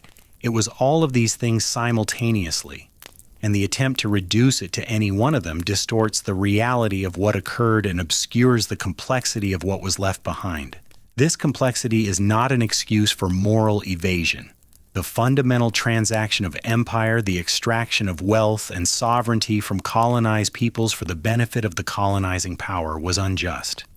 It was unjust when John Cabot planted a flag on a coastline that already had inhabitants. It was unjust when the East India Company collected its first revenues from Bengal. It was unjust when Cecil Rhodes seized the land that he named after himself. It was unjust when Cyril Radcliffe drew his lines through Punjab. The injustice was not incidental to the enterprise. It was the enterprise. Everything else, the railways, the legal systems, the languages, the institutions, was built on a foundation of dispossession. And the fact that some of what was built has endured and proven useful does not retroactively justify the dispossession. But the recognition of injustice is only the beginning of wisdom, not its conclusion. The harder question, the question that confronts every nation shaped by the imperial experience, is what follows from that recognition. What obligations does it create? What actions does it demand? What forms of repair are possible when the damage is woven into the structure of the world itself, when the borders cannot be undrawn, the languages cannot be unspoken, the populations cannot be unmixed, and the wealth cannot be precisely traced to its origins and returned to its rightful owners because the very concepts of origin and ownership have been transformed by the imperial process itself. There are those who argue that the only meaningful response is material, that reparations in the form of financial transfers from the former imperial powers to the formerly colonized nations are both a moral imperative and a practical necessity. The argument has force. The wealth gap between the former colonizers and the former colonized is not a natural phenomenon. It is a historical product manufactured by centuries of extraction, and the refusal to address it perpetuates the injustice that created it. The British government's payment of £20 million to slaveholders in 1833, a debt that British taxpayers continued to service until 2015, stands as a particularly bitter demonstration of whose losses the imperial system considered worthy of compensation. The enslaved received nothing. Their descendants have received nothing. The structural disadvantages that slavery bequeathed to Caribbean nations, disadvantages of education, infrastructure, capital formation, and institutional development, persist 2 centuries later, compounded by every year of neglect. There are others who argue that the most meaningful response is institutional, that the former imperial powers should reform the international structures that perpetuate colonial-era inequalities, restructuring trade agreements, debt arrangements, and financial regulations to create genuine equality of opportunity between nations whose starting positions were determined by the historical accident of who colonized whom. This argument, too, has force. The rules of the international economic order were written by the victors of the Second World War, who were also the heirs of the largest empires in history, and those rules have consistently favored the interests of the wealthy nations at the expense of the poor ones. The demand for a fairer system is not a demand for charity. It is a demand for justice, for an acknowledgement that the current distribution of global wealth reflects not merit, but history, and that history's injustices do not correct themselves without deliberate action. And there are those who argue that the most meaningful response is simply honesty, a full and unflinching accounting of what was done, by whom, to whom, and at what cost.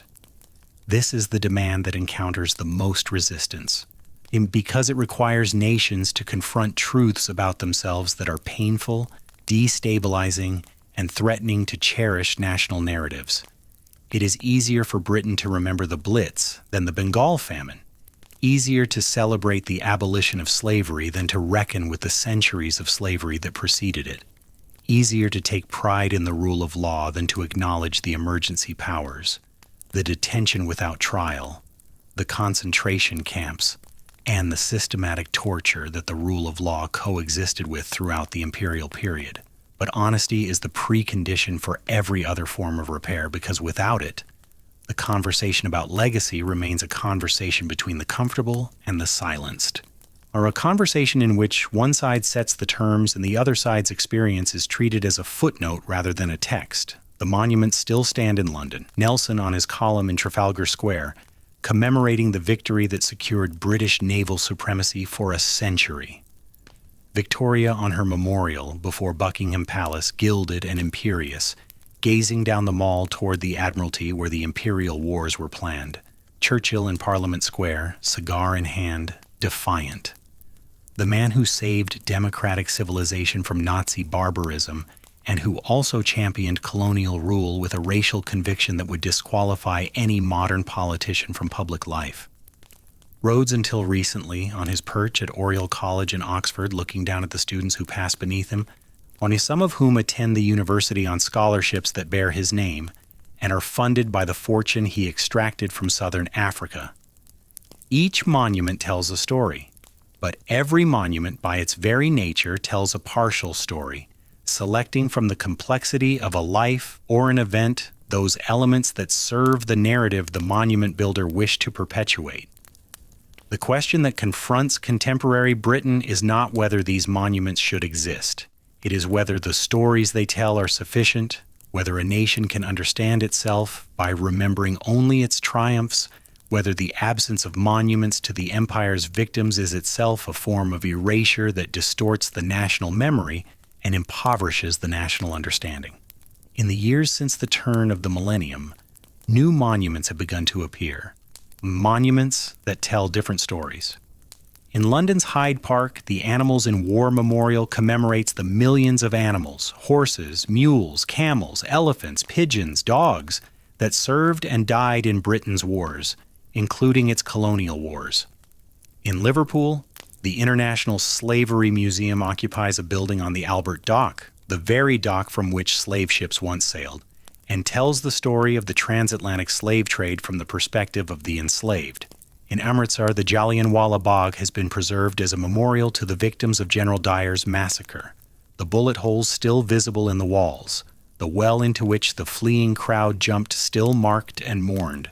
These memorials exist alongside the older monuments, not replacing them, but supplementing them, complicating the story, adding voices that the imperial narrative had silenced.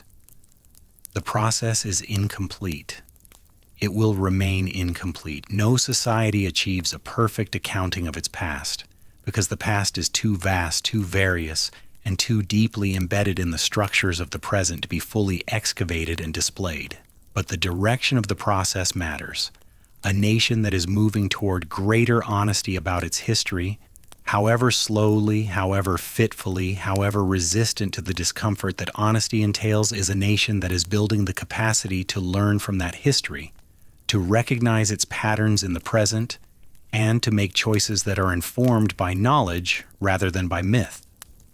The story of the British Empire is, in the end, a story about power, about what human beings do when they possess it, and what happens to the human beings over whom it is exercised, about the extraordinary capacity of individuals and institutions to convince themselves that the exercise of power over others is not merely justified but virtuous, that the subjugation of foreign peoples is not merely profitable but providential, that the extraction of wealth from the powerless is not merely expedient, but civilizing, and about the equally extraordinary capacity of the powerless to resist, to endure, to preserve their dignity and their identity under conditions designed to destroy both, and to eventually reclaim the sovereignty that was taken from them. The empire rose because a small island with a large navy and a gift for commercial organization found itself in a position to exploit the resources and the labor of a significant portion of the human race. It persisted because the wealth it generated funded the military power that sustained it, creating a self-reinforcing cycle of extraction and dominance that proved remarkably durable. It fell because the peoples it governed refused, ultimately and irrevocably, to accept the legitimacy of their subjugation, and because the material and moral costs of maintaining that subjugation eventually exceeded the benefits it provided to the colonizing power.